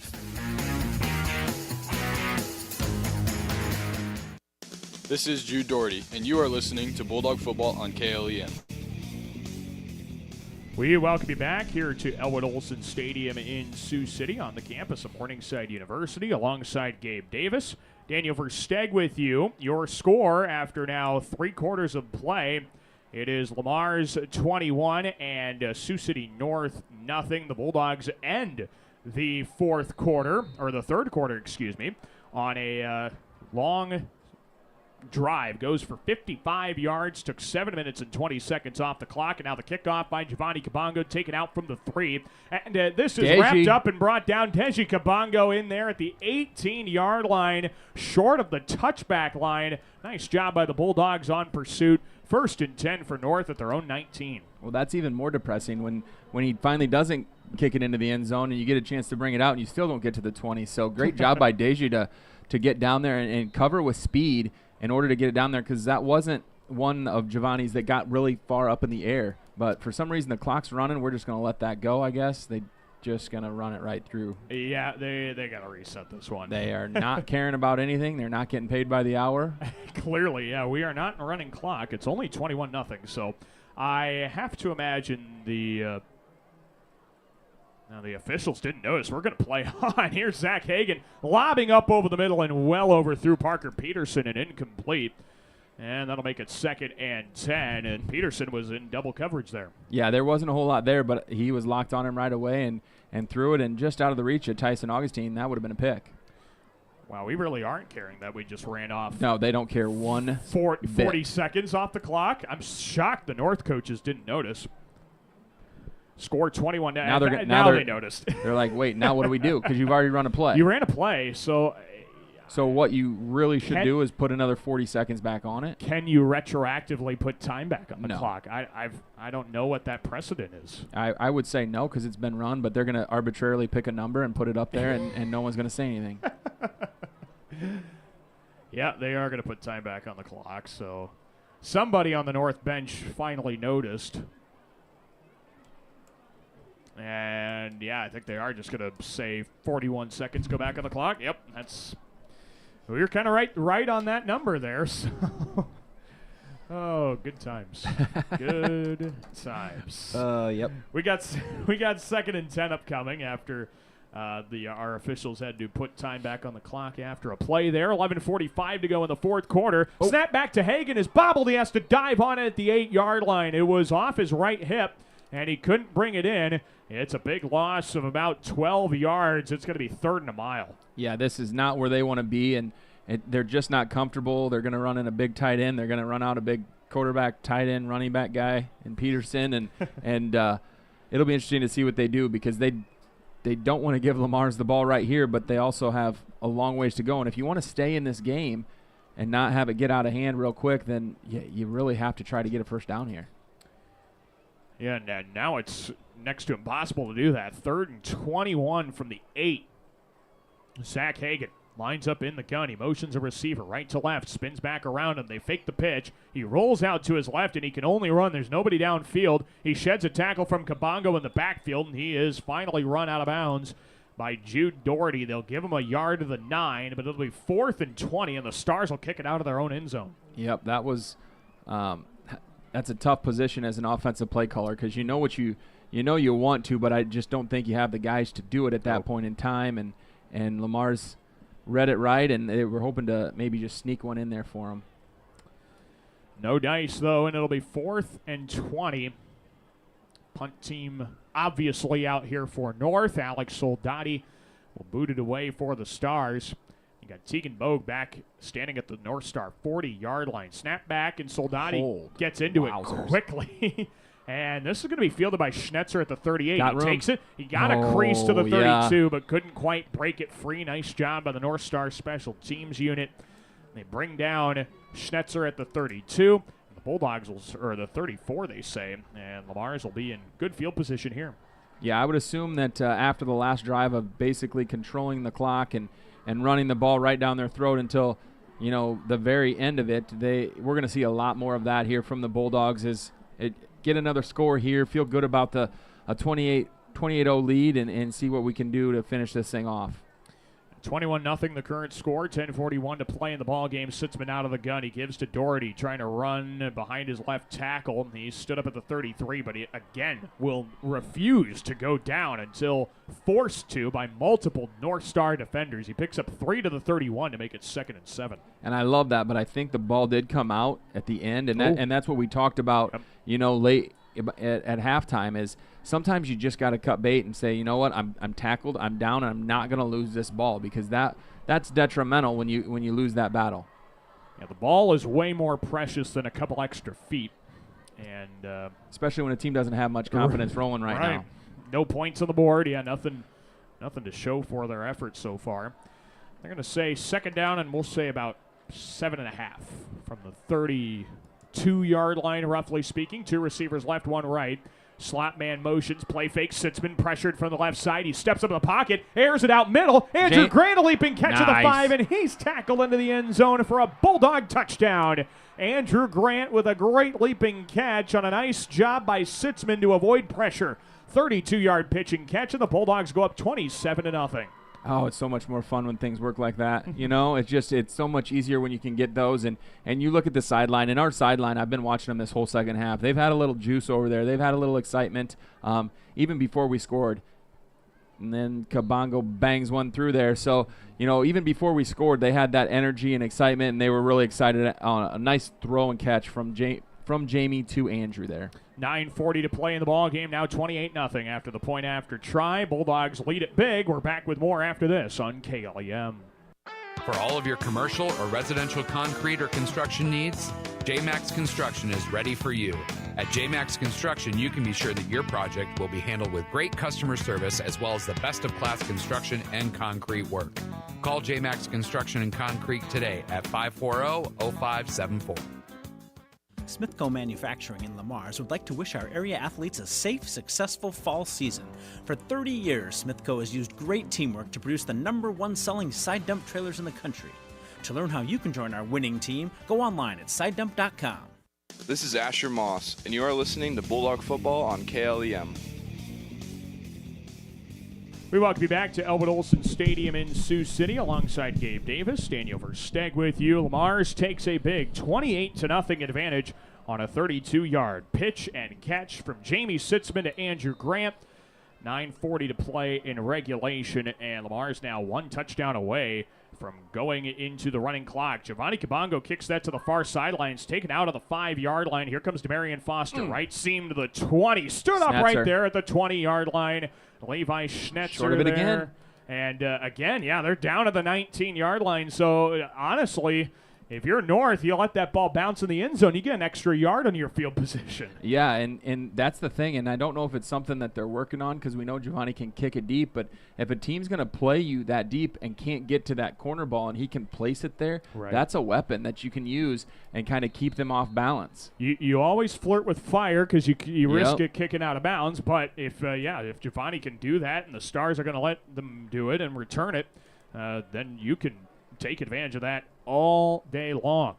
1st and 10 now for the Stars from their own 19. This is Zach Hagan in the gun. 2 receivers left and 1 right. He's looking to throw quickly over the middle. He wanted to run first, but then tried to dump it off to the tight end, Frazee. Giovanni Kabongo on the coverage. It's incomplete and 2nd and 10. Yeah, that was a little awkward, a little bit unsure of things right there. So, but he had that option. It's one of maybe that Tim Tebow jump pass type situation, and there was just a lot of traffic there. Had not much to do with it. So now 2nd and 10 for North. And this ball spotted at the 19-yard line with 9.5 minutes to play in this ball game. Bulldogs up 28-0. Tight end Austin Nelson motions left to right for the Stars. Out of the pistol is Hagan. Bulldogs are trying to show blitz, and they bring 6 around the right side. Here is Warfield outside the right numbers to the 25. Gets tackled near the down marker, and he is right at it. 10 yards. They'll give him 11th to the 30-yard line. 1st and 10 here for North. And they're going to go a little quicker. That's one of the more explosive plays they've had in a while. Yeah, they have rarely had more than 10 yards on a play. They'll give it to Warfield again. Why not? Strike while the iron's hot. He carries outside the right hash and picks up 5 to the 35. That'll be 2nd and 5. Yeah, and they're going to try to use this momentum. It looks like Hagan's trying to encourage them to go quicker, go quicker, go quicker. 2nd and 5, quick to the line, out of the pistol. Hagan, make sure everybody's set, takes a snap, gives left side, and there's Hudson Cass. He was right in the backfield. He read that play. It's a loss of a yard to make it 3rd and 6. Hudson's really played well tonight. And, you know, watching him last week, it was his first varsity start, and they did a lot of counteraction, and he really had those guys coming at him all night long, and he learned. You can tell he's getting quickly through there and making some plays in the backfield. He's done a really good job. Yeah, that's great to see for a junior in some of his first varsity time, making the impact play for the Dogs. 3rd and 6 now for North at their own 34. 3 receivers left and 1 right. Empty backfield, and Hagan throws a screen pass through the hands of Soldati. That is deemed an incomplete pass. It was forward. Incompletion will make it 4th and 6. And now North, I mean, you really just don't have any options here. Going for it risks good field position for Lamars to fully put this one to bed. And they're going to go for it, looks like. Punting is kind of just waving the white flag, too. So, yep. Yeah, they're going to go for it. Might as well. I guess you get more reward here on this one. 4th down and 6 for the Stars from the 34. Got 2 receivers right and 1 left of Zach Hagan in the pistol. And he takes a snap. Fakes a give left, dumps it off into the flats now. Soldati on the screen. Makes 2 men miss, left numbers 40. 45, 50. He's got some green. Brought down from behind by Jude Doherty. And he's tackled down to the Bulldog 41-yard line. That's a pickup of 24 for a North Star first down. The unfortunate thing with that is we had it played perfect. I mean, we had him right there. We just didn't make the tackle. Giovanni and Deji were both right there at it and just couldn't quite make the play. Tough break for the Bulldogs. Yeah, covered it up very well, but just unable to make the play on it. So now 1st and 10 of the Bulldog 41. Empty backfield for Hagan. 3-step drop. Has a little bit of a pocket now. He rolls out right. He's being chased by Grant all the way to the right sideline. Grant got there and was able to hit him as he threw it out of bounds. Right sideline. That ball did not get to the line of scrimmage. It's an incomplete pass. It'll be 2nd and 10. And Van Otterloo's over there trying to get the grounding call, but we'll see what they end up calling here. It's probably going to be it's 28-0 type call where it's not that big a deal. He was outside of the box. Nope, they are going to call it. Throw it. I was wondering because sometimes it's always, you know, where does it land? Right. You know, and so they can kind of – it was close. It could have been a close enough call, but Andrew Grant forces it, so they're going to lose the down, lose the distance. Yeah, excellent job there. And Zach Hagan's got a confused look on his face. He's going to make the argument that he was out of the tackle box, but that I don't think applies here. I think you have, if you're out of the tackle box, you still have to get it past the line of scrimmage. Right. And I'm not sure that he did. And I think that's where his confusion comes in. And then you lose the down, and then it's from the spot. It's from the spot. So that is a killer of a play. So the spot of the throw was already 7 yards behind the line of scrimmage, and you tack on another 5, and this is going to end up being a 12-yard penalty and the loss of down, as you mentioned. So it's second down, we'll say 22. And now are we trying to put more time back on the clock? Just telling everybody just confirming what the whole thing is. Yeah. Yep, that works for me. 7:48 to play in the game. Lamar's 28, North nothing in the first of 2 football games we'll have for you here on KLEM this week. Looking forward to tomorrow night's game with Galen Catholic and MMCRU. Hagen rolls out right. He's tucking it, and he's going to keep right sideline. Sheds out of 2 tackles and is somehow able to get back to the line of scrimmage. Run out at the 48. Loss of a yard to the 47. It'll be 3rd and 23. They have no answers for Andrew Grant and Hudson Cash right now on defense. I don't know that they've blocked him in the last 5 or 6 plays. Andrew Grant's had a heck of a night offensively and defensively, and then Hudson Cash has been doing a great job defensively. We don't notice him as much on the offensive side because he's a lineman, and we don't give them enough credit. So, Coach Vigdahl mentioned it in the preseason. He goes, "We like our athletic defensive ends," and showing that we may have graduated the state's best tackle for loss man last year, but the cover's definitely not bare at the defensive end position. Hagen keeps right side. He is being spun around and brought down. Cy Bixham and Andrew Grant all there. All that spinning does gain them 5 yards back into Bulldog territory at the 48, but it'll still be 4th down and 17 for North. And Peterson's going to come in now, and we're going to see what he does here. They took Saldati out. He's kind of banged up, it looks like, and after a 28-0 right now, everybody's a little banged up for North. It just doesn't feel quite the same as it did when it was 0-0 or even 6 or 7-0. 7:05 to play, 28-0 Lamar's, and now Parker Peterson motions men all the way around. 3 receivers left, 1 right. It's Zach Hagen, He's throwing to Parker Peterson in the backfield, and Levi Schnetzer was all over it. He sniffed that out like a dog, and he brings down Peterson back at the 46. Loss of 6, turnover on downs. Bulldogs get it back. I love that. Levi Schnetzer's half the size of Peterson. And that was a textbook tackle. He attacked it, went right through the hip, and then grabbed and just kind of wrestled him down, and they lost more yards on that. So I don't know what they have for total yards, but I'm sure they're well under 150 yet tonight. Oh, yeah. And they've done a great job so far defensively. Yeah, the Bulldogs have been standing on their heads here tonight and keeping North from doing anything productive with the football. And so now with 6:49 to play in the ball game. Play clock's rolling, boys. We're going to have to call a timeout here. I think we got some new guys coming in and running some plays. It looks like we got some young bucks in here. Yeah, and this will timeout to result in a Ken Vigdahl timeout, unfortunately, with the play clock down to 3. So a timeout. We didn't have enough guys on the line anyways. We're missing a couple guys. So so it's a good thing Ken used the timeout there.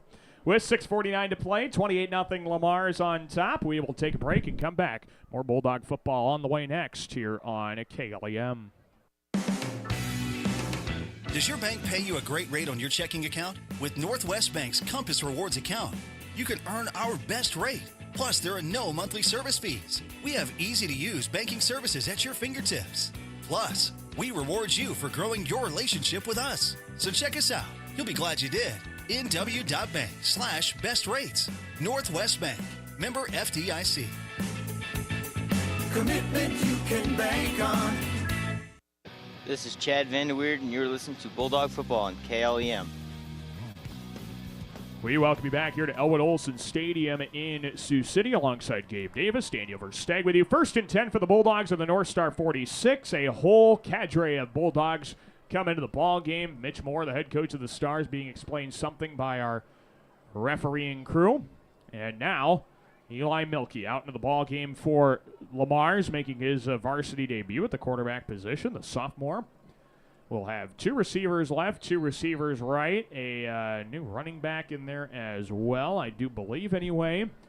Milkey stands on the shotgun, and he takes a knee-high snap. It gives around the right side. Keyshawn Evans, thank you very much. He picks up 3 yards to the 43 to make it 2nd and 7.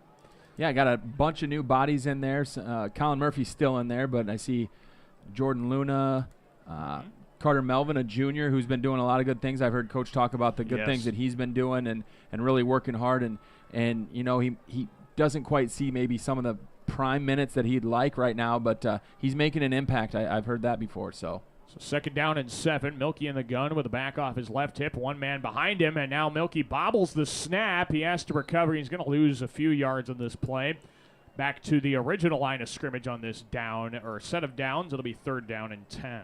Yep, a lot of rotation coming in and out here, and we could try to name them all, but we don't have enough time in the day to see them. So, but this is always nice. This is a good thing for everybody. Get some new guys in here, running some plays and getting some experience, because everybody practices every week, So if they're putting in that time, coaches are going to try to get them that experience when they can. Yeah, I know Coach always tries, if he can, to play everybody that travels, and trying to get that opportunity here. Keyshawn Evans picks up those 3 yards back after the loss. It'll be 4th down and 8 up to the North Star 44. And this is always the tough part. Do you punt it? What do you do? And right. If you do you have a second punt team? Probably not. So it looks like they're going to punt it here. And the words we've always say on the sideline, there's only one punt team. There's only one special team. Right. So if you're on it at the start, unless you've been injured, you're still on it at the end, even in a blowout win. So well, this is a good game scenario too, kind of a coffin corner situation. See what Tyson Augustine can do to try and pin the Stars deep anyway. Always trying to work on something, see if the Dogs can do it with 4:55 to play. So Augustine on to punt. The Stars get a good rush, and this one's heading toward the right sideline. Soldani lets it, bounces at the 18. He picks it up at the 12. Takes it up the left numbers, 18 to the 20. He gets hit. Bulldogs tried to jar the ball loose, but couldn't do it. He's down at the 23. Not a bad return. This punt nets 22 yards, and the Stars will start at their own 23. Yeah, good coverage by Colin Murphy down there, and then obviously Levi Schnetzer was down there again. So Levi's had a good night too. We've called his name quite a few different times on some things. It's great to see some of these guys kind of come into their own and making the plays that they can, and I'm assuming we'll have a bunch of subs here on defense as well. Oh, yeah, you could say that again. But we're going to need more bodies out there, because 7's not going to do it. No, it's not. Yeah, 11 is normally how that's supposed to go. 3 or 4 just ran on. That'll help. That'll make it a little better. Yeah, that's 4. We're still 1 short. Well, there we go. There we go. Here we go. Run somebody out there. That's what happens when you get the you get some guys sophomores. Here's Zach Hagan. He's going to run an option pitch play right. It's Devontae Warfield, right numbers 30. Nice tackle by Colin. Spun down at the 32. He's got 9 to make it 2nd and 1. Jarrett Forbes out there. I see him in the cast. He broke his hand earlier this week in the Sergeant Bluff game, has a little injury, and he asked if he could still play, and so they were just going to kind of brace it up, but in order to play, you have to have a cast. Yep. So Club they it did up. that to him, and now he's out there ready to go, and he's happy about that. He's happy that he's able to do that. Right. Yeah, it's a good opportunity for him. Still able to play. 2nd and 1 around the left side. Warfield gets outside the left seam, runs over a defender across the 20 or 35. It's down to the 38, 6 yards, a first down for the Stars. Keyshawn and Carter in there on that. Bowen Rican went flying in there. Who else we got there? Trying to check out some numbers. Oh, yeah, Rican's in there. Kent Westhoff, sophomore, young kid, and with Josh Adal, a couple of young sophomores. Looks like Nolan Grage there, number 85. So Connor Ernst, I think. Connor Ernst, a bunch of young guys, juniors and sophomores and juniors in there making plays now. 1st and 10 for the Stars at the 39-yard line. Play fake, bootlegging right. Hagan looking to throw up the right seam into tight single coverage. Nice job downfield to cover up that pass. Carter Melvin covering up the intended target of Austin Nelson, incomplete, and it'll be 2nd and 10. Great job by Carter there, just staying right on his hip, step for step with him, and making that play. So Mars will come out of here with their first win of the year, and a good bounce back for the Bulldogs after a tough overtime loss at home last week. Coach Vigdahl told me it was kind of a make it or break it week this year for the Dogs. Can you get the job done on the road? And thankfully, it seems like that is going to be the case. 2nd and 10 for the 39. Hagan rolls out to his right. Carries up the right seam now for a nice gain there. Picks up about 5 to the 44. It'll be 3rd down and 5. Nice tackle and pursuit by Creed there. Creed Schrader, young junior, getting some time out there. And Nolan Grage did a great job of setting that edge. And that's, as a defensive end, it's always nice to get that pressure. But when you can't do that, holding them at bay and setting that edge, forcing them back to your help, that always helps, and it allows the linebackers to flow and make the play. 3:08 to play in this game. Of course, coming up at the conclusion of this contest, we'll have a little post-game recap for you, get you caught up on the things you may have missed. On 3rd and 6, take it on. Warfield around the left side, Nice, and Kent. a nice job, Kent Westhoff, brings him down at the 44-yard line. Pickup of a yard makes it 4th and 5. And Bowen's really the one that made that. He took on those 2 blockers. He wasn't real pumped about it, but he had to go give up something, and he did that for the team. A senior out there, getting those minutes and showing that he's capable and taking that experience. Here comes Marlon Ibarra, one of the favorites on the team. Marlon's always one of the guys that's just, he's got energy and he's positive about everything. Great to see him as a senior get out there and be able to get an opportunity to get some reps. So 4th down and 5 from the 44. 2:20 to play. As Zach Hagan lines up the troops. 2 receivers right, 1 left. Play clock down to 2, and he takes the snap.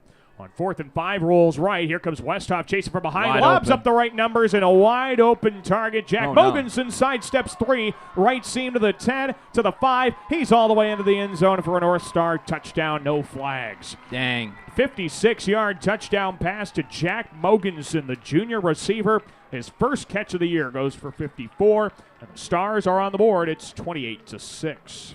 Yeah, and that's it. In the game, it's meaningless, but I know the defense and defensive coaches are over there. You love seeing that 0 up on the board at the end, and it'll be a learning experience because that was on the side. I believe Colin was over there, probably got a little lost, and it happens. It happens to the best of them, but you have to see that game experience in order to see it, to understand what it really means. North also going to go for 2 here. 3 receivers left, twins stacked to the right. It's Zach Hagan in the shotgun. And he takes a snap, trying to go for 2 off the right side, and he gets in. 2-point try is good for Zach Hagan. And so your score with not much time left, 2 minutes to play. It is Lamar's 28 and North 8. We'll take a break and back with the kickoff. You're listening to Bulldog Football. It's right here on KLEM Radio. Sweet 16 Lanes is a proud supporter of our area athletes. When Lamar's or Galen wins, head over to Sweet 16 Lanes after the game. Show your team spirit with your apparel, buy your first game, and get your second game free. Celebrate the win at Sweet 16 Lanes. Top-notch automotive owners Jerry and Jason Mura can help with all your auto repair needs, from AC repair to transmission rebuilds, engine replacement, steering, suspension diagnostics, and more. Call 712-546-7430 or stop by Top-Notch Automotive, 1600 18th Street Southwest, Lamar's.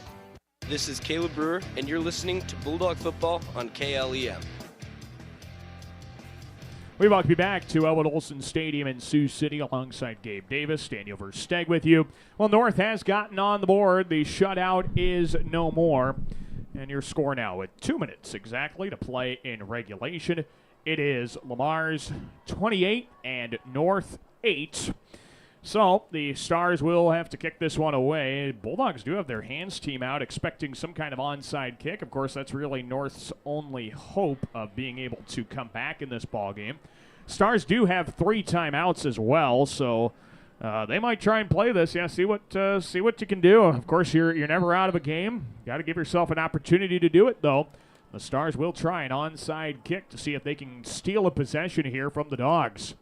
So the Mars can't totally put this one to bed. Here's the onside kick. Takes a bounce right into the waiting hands of Bowen Rican at the 49-yard line. His own 49-yard line. Bowen Rican, nice job on the hands team. And the Bulldogs will start at their own 49.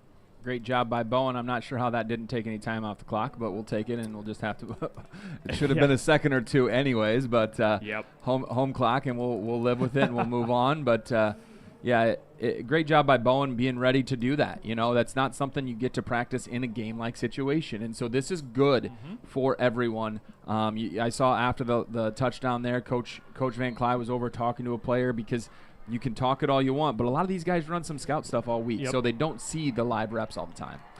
Eli Melke is back out there at quarterback for the Dogs. 2 receivers on either side. Melke takes a helmet-high snap, and he gives up the middle to Keyshawn Evans.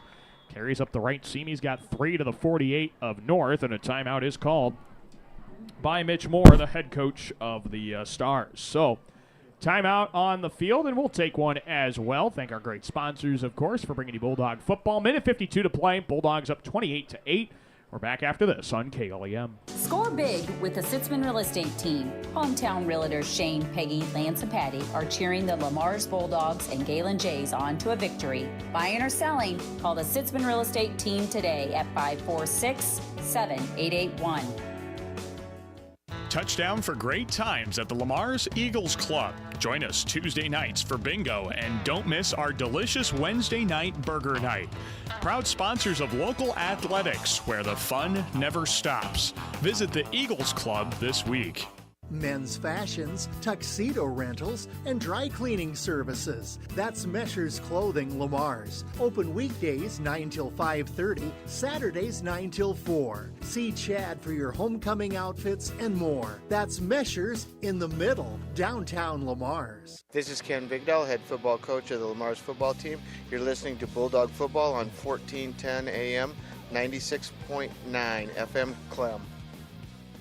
We welcome you back here to Elwood Olson Stadium. Landon Ortman on the second down carry. He picks up a yard to the 47-yard line, and that will make it now 3rd down and 6, and will force another timeout here for North. They are trying to give themselves an opportunity to win the ball game.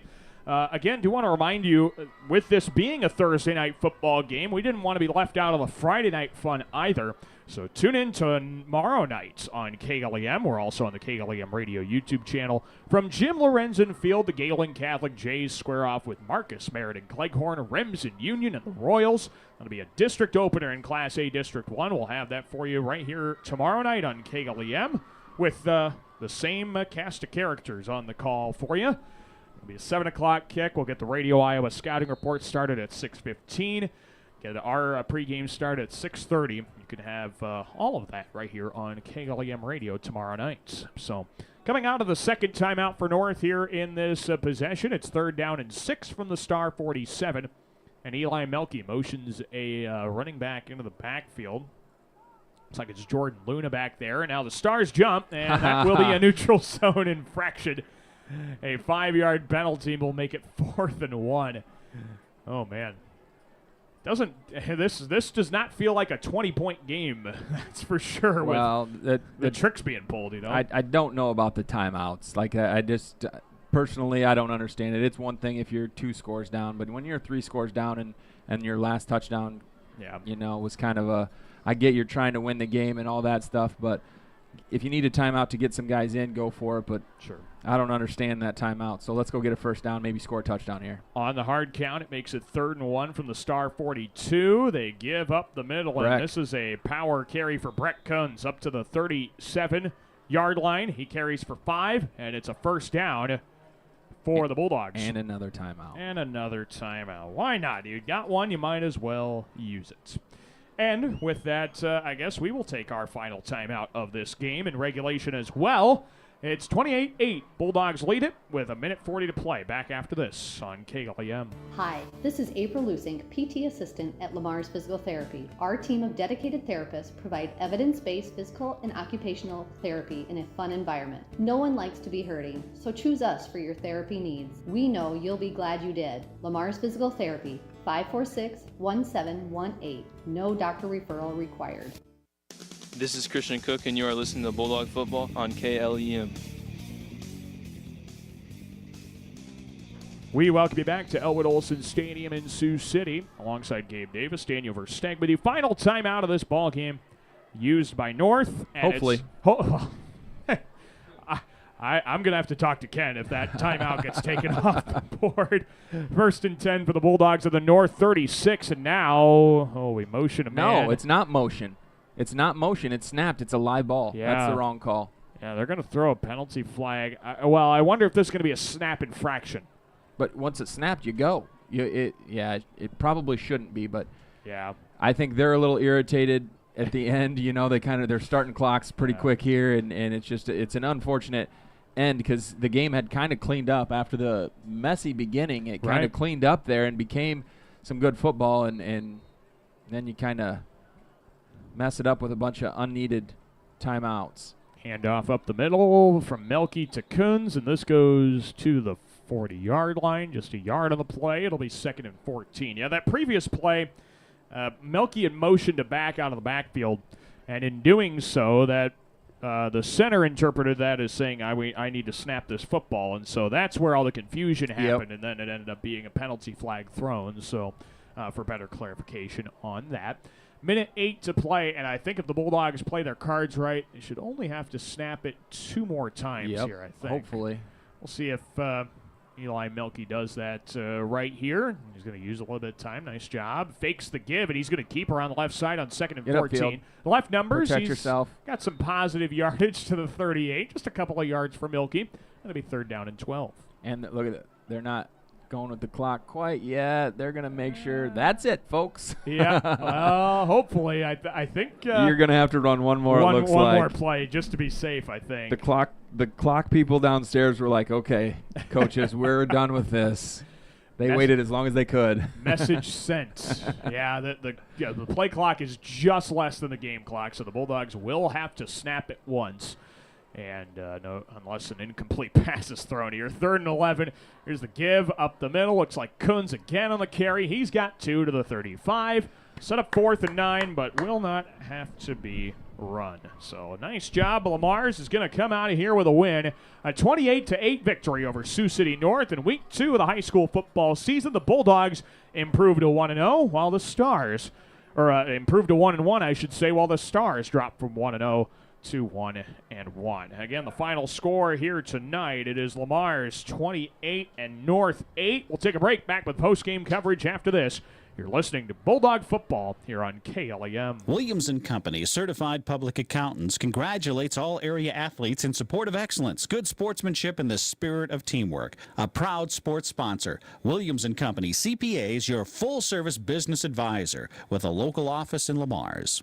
Young and old alike enjoy the competition of high school sports. Some participate, some watch, and some remember how it was. It's only a game, but it offers great life lessons and memories that last a lifetime. A few thoughts from Dan and Lori Rexwinkle of Rexwinkle Funeral Homes in Lamar's and Akron. When it comes to service, your Lamar's Hy-Vee is #1 for shopping both in-store and online. Save with the Fuel Saver Plus Perks Rewards program at Hy-Vee, where there's a helpful smile in every aisle. Hey, Bobby Blazer, how long you been waiting in that line? Head over with me to Easy Clean Car Wash. They're going to get you in and out in no time and make that black coat of yours look like $1,000,000. Say, thanks there, Mickey Mustang. I've been out four-wheeling and I got lots of mud and stuff in my wheel wells and other places as well. Bobby, didn't Libby Lexus tell you that Easy Clean Car Wash will pre-spray those hard-to-reach places, give you a quick massage, and make you feel and look like a whole new truck? So that's what Libby Lexus has been up to. You know, Mickey, she's looking fine. Easy Clean Car Wash on 12th Street, east of Hy-Vee and Lamar. Remember Stockton Towing, your AAA trained and certified operators for Iowa, Nebraska, and South Dakota. No matter when or where, call 402-508-5500. Stockton Towing, your roadside lifeguard and proud sponsor of high school sports. Colbeck Incorporated is proud to support local high school athletics. They encourage you to play hard and play smart and always show good sportsmanship. Best of luck from your friends, Brian, Kevin, and Wayne Colbeck. A home is a safe place to be, a roof over your head, and 4 walls to keep out the heat and cold. It's a child's laughter, a mother's song, and a father's strength. It's where we go for comfort and to share joy. It's your first school and your first church. It's where memories are shared. Hi, this is Julie Hurt, your Century 21 ProLink real estate agent. Whatever a home means to you, I am here to help you find the home you are looking for. Call 540-7757 and let me, Julie Hurt, help you make a house your new home. State Farm agent Michael Crank is a proud supporter of local athletics. Whether you are looking for auto, home, or health insurance, choose the agent that will be on your side. State Farm agent Michael Crank. This is Jamie Sitzman. You're listening to Bulldog Football on KLEM. Well, we welcome you back to our post-game coverage tonight here at Elwood Olson Stadium in Sioux City.